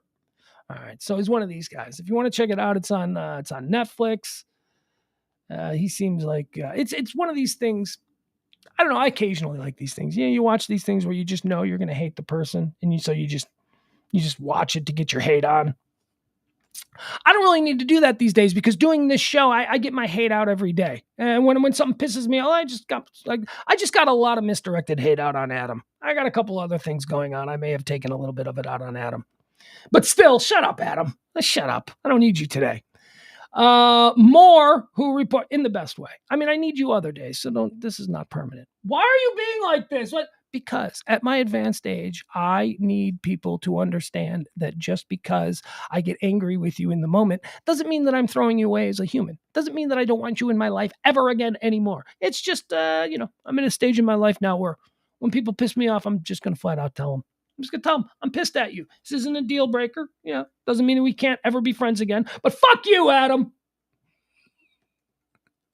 See, you are witnessing right now what a real mental disability seems like or feels like in real time. This is all just flow. This is all just shit going off in my head. Hate him. Don't hate him. He's a nice guy. No, hate him. He's poking at you. Oh, let's get the ego involved. And then they're fighting in here. And then it comes out here. I can't see what this show is called, though. I guess it's just, what, you just put Hunter Moran on Netflix? Does it say the name of the show? Unless it's just called Hunter Moore, Most Hated Man on the Internet. I don't know. Anyway, figure it out for yourself. Hunter Moore is trending. All right, what else do we have here? Yeah, okay, so the Thompson Center is trending. The Thompson Center is a building in downtown Chicago. It's one of my favorite buildings in the whole world. And when I saw the Thompson Center trending, I was like, oh, good Lord. Because shooting, you immediately think shooting. Oh, there's a shooting at the Thompson Center. Oh, for good luck. And it turns out not to be the case. The Thompson Center, formerly the State of Illinois building, that's what it was originally called before it was renamed the Thompson Center. Google is moving in. Here's the thing. Pugs, that's one of your favorite buildings. It is one of my favorite buildings in the world. The Thompson Center, which is this postmodern Helmut Jean created masterpiece of architecture. It is such a beautiful building. And all I can remember is it opened when I was like a teenager. And I remember when it opened, I remember sitting out in front of it and looking at this building and going, holy shit. This is like the most unique building that I think I've ever seen. And then I heard all the old people, anybody over 50 in a position, this is an atrocity on the cityscape of Chicago. This is the ugliest building that has ever been built. Well, those people all got shotted down, and over the course of the last 50 years or so, I think that it's pretty much worldwide considered a masterpiece. One of the most incredible things that Helmut Jean did. Helmut Jean is one of the great architects of the past 100 years, and this is one of his masterpieces. Google's buying it. Google's moving in. Google will be moving into the James R. Thompson Center in Chicago's Loop in a revamped deal of the state's sale of the Helmut Jean designed building to a developer. So there you go. That's good because there was a lot of people didn't want to be that. Here, let me show you. Let me show you what this building looks like. This building is, I love it. I love it. Hey, is Ed in the chat room? Because Ed just seems like one of those guys that would hate the State of Illinois building. And Ed, thoughts on the State of Illinois building? I'm sorry, thoughts on the Thompson Center? All right, so this is what it looks like on the inside. It's just a really cool, unique, different kind of building, right? So this is what it looks like on the inside. It's one of those buildings that's hollow in the middle. It's almost like a honeycomb. So you have these really cool elevators that go all the way up. Where is it from the outside? There, look at it from the outside. So weird looking. Is this the Miro? Is that what that is? I don't know, some piece of artwork. There you go. I don't know. I love that building. I love that building. It looks like an arena, doesn't it? I mean, it looks like it's like Madison Square Garden or something like that. Yeah. Okay. So this is going to be the new. It says here, Google Midwestern Google. Oh, look at this. Come on, that's a cool ass building. Midwestern Google headquarters will now be located at the James R. Thompson Center, located in Chicago's Loop, blah, blah, blah, blah, blah. All right, so very good. So Google is, put a big Google sign outside. That'll look cool. You put a big giant Google sign outside of the Thompson Center building, and it'll look like a cool Google thing. It was, you know what it was? It was too modern. In 1984, when it first opened up, people were like, I don't like the looks of that. So it's too modern. What else do we have here? Anything else? No, guys, that looks like that's about it. I mean, do you want to watch a Pinocchio trailer? Pinocchio is trending. Guillermo del Toro made Pinocchio. He's remaking it. Guillermo del Toro did that fish movie. What was the fish movie? Sex with the Fish? I don't know. I don't know what that movie is. Do you? All right, let's watch the trailer here. Here we go. Guillermo del Toro. From my many wanderings on this earth, his interpretation of Pinocchio. Here we go. I had so much to say about imperfect fathers and imperfect sons, and about loss and love.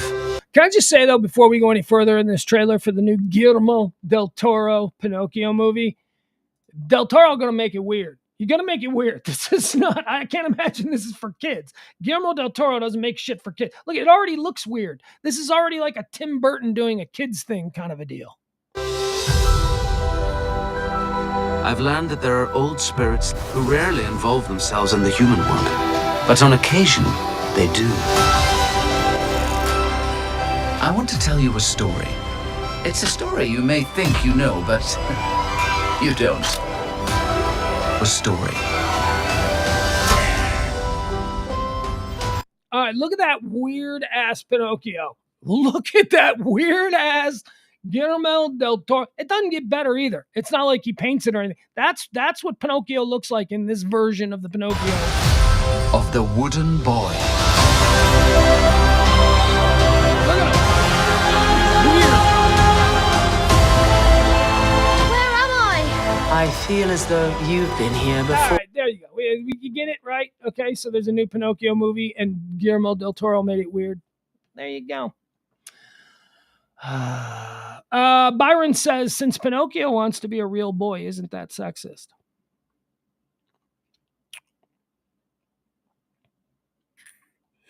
Yeah, what does that mean? What is a real boy? What? That's a good question, Byron. That is a good. What does it mean to be a real boy? What is that? Well, different questions now, right? Different questions now in 2022 about what it is to be a real boy than we had in, I don't know, what was Pinocchio? What is Pinocchio? If you told me that Pinocchio is a story that was written in like the year 545, I'd go, yeah, that checks out. Or if you told me Pinocchio was written in 1940, I'd go, yeah, that checks out. I have no idea. I have no idea where Pinocchio comes from. Anybody? Yeah. All right, we are out. That's it. We're done. That's all the things that I had prepared here, all of the stuff that I went through. Let's go, let's jump into Twitter. Yeah, let's do that. We end the show. It's just easy. I end the show with the Twitter trends because the Twitter trends are easiest. The Google trends are not easy. You gotta, there's a whole lot of, you gotta fish through a lot of nonsense. All right, hold on. What's going on here? My computer's acting a little bit strange here. Give me a second. Let me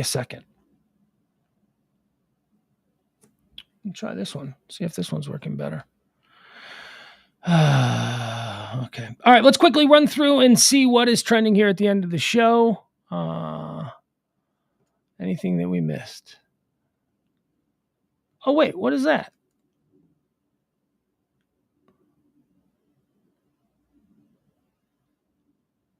I don't care. Let's see here. Powell. Okay, so that's about the Fed. That's trading. It's trending at number 1. AK-15 trending at number 2. Don't care what that is. Draymond Green wants and believes he deserves a maximum contract extension. Not at this stage, Draymond, but okay. GTA 6, Grand Theft Auto 6. My kid's very excited about this. That's trending. Hip hop guy named Dolph is trending. It says happy birthday to young Dolph. He would have been 37 years old today. Okay, happy birthday. Beyonce is trending. Apparently, the Bay Hive waits in anticipation for Beyonce's 7th studio album, Renaissance, which is set to be released tomorrow? 29th, so Friday. Vogue is trending. Paul Whelan. Who's Paul Whelan? Who's Paul Whelan? Why do I know that name? Why do I know the name Paul Whelan? Hold on, let me click on this. Paul Whelan is trending. Who is Paul Whelan? CNN exclusive. The U.S. has offered to swap convicted Russian arms dealer Viktor But as part of an exchange for imprisoned Americans Brittany Griner and Paul Whelan. That's it. Paul Whelan's the other guy. All right. I said this weeks ago. I said this is how it would come down. She'd stay in jail until we could figure out an exchange, and then we will give the Russians somebody that they want, and they will give us somebody that we want. Apparently Matt Gaetz is trending because apparently Matt Gaetz is one of 20 Republicans who voted against a human trafficking bill. Well, he is involved in some sex trafficking charges, so, he might... I'm telling you, this whole world.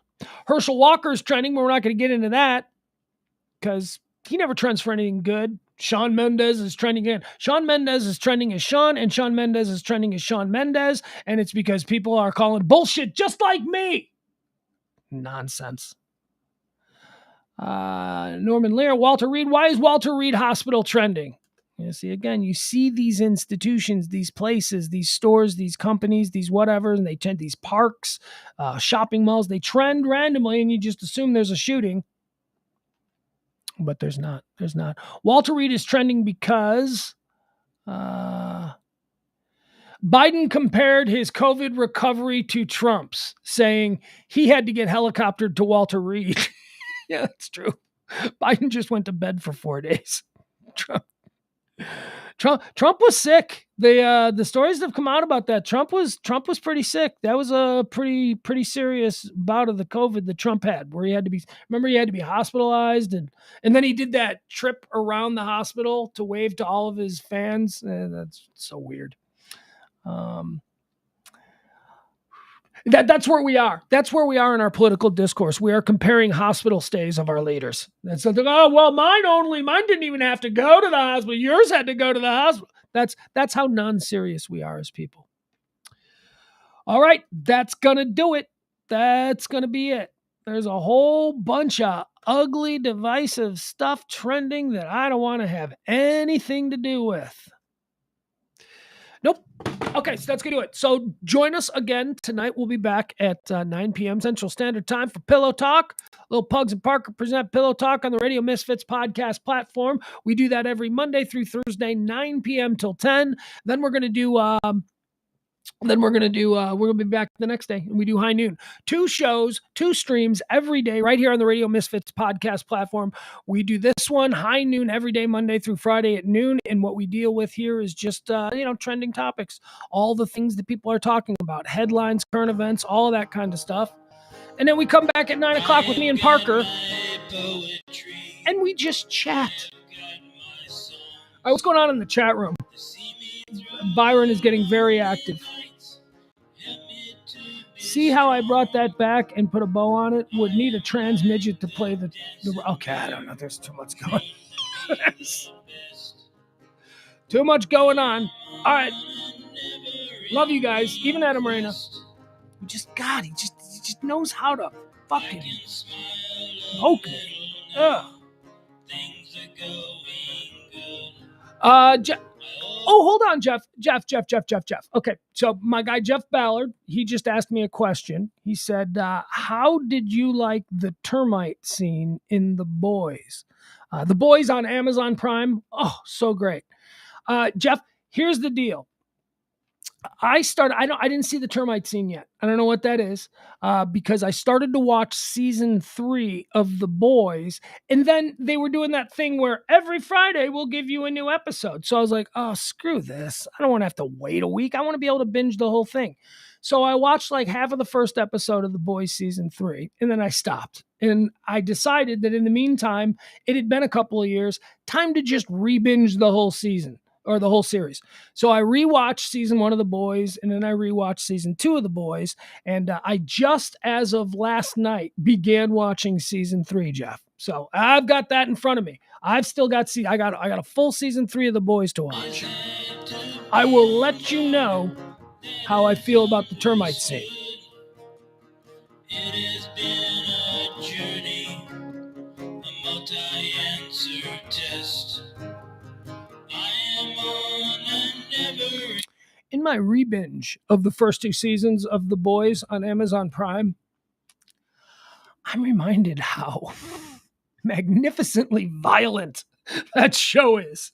The Boys has some of the most graphic depictions of brutality I've ever seen anywhere. I mean, I guess it's superheroes and what they can do to a regular human being if they're like, fighting. So just like there was this one thing I saw, it was in season 2. I don't know where it was, but a superhero took a guy's face. The guy's mouth was like open. He's like, like that. And the superhero took the guy's and like ripped their head in half by using just went and like ripped. Oh, man. I love The Boys. If you're not watching The Boys on Amazon, get on it. It's great. All right, that's it. We'll see you later. Oh, so hot. What's the temperature today? Hey, let's end the show with a little bit of heat wave poker. Heat wave poker. Here's what I need you to do. I need you to refresh your phone. I need you to post up what the temperature is, where you are, and I need you to tell me where you are. So if it's 98 degrees in Fort Worth, you say 98 in Fort Worth. Let me start. Let me see. We are located here in Highland Park. Ooh, baby. Okay, the refresh. We just got it. Here we go. Heat wave poker, so you know I'm not cheating. 100 degrees. 100 degrees currently here in Highland Park, Texas. Leslie. 109, Leslie. Oh, Leslie says 100. All right, heat wave poker. Let's see here. Give you a couple of seconds to chime in. We'll get that back. We got 100 in Dallas. We got 99 in Little Elm. We've got 101 in Farmers Branch. Looks like Adam. Adam, is that 100? I'm guessing that's 100. It's got like a dash of 00. But it's 0 degrees in Denton. I'm guessing it's 100. Leslie says it's 100. Jeff Ballard, 84. Oh, Jeff, you're in Iowa? Oh, man. Do you know, seriously, you guys, do you know how beautiful 84 degrees in Iowa right now is? Jeff, I mean, come on, man. 84 degrees in Iowa. A Midwest summer, 84 degrees. Good Lord, it doesn't get better than that. Cheryl, you're doing this to me. Cheryl gives me 21 degrees Celsius in Regina. What is that like? I don't know. Is that like 80? I don't know. What is 21? I think 40 Celsius is 100 because I remember when they were going through the heat wave in Europe, I was having to do like Celsius to Fahrenheit math. And I think 40 is like, if it's 40 degrees Celsius, that's like 100 degrees Fahrenheit. So I don't know.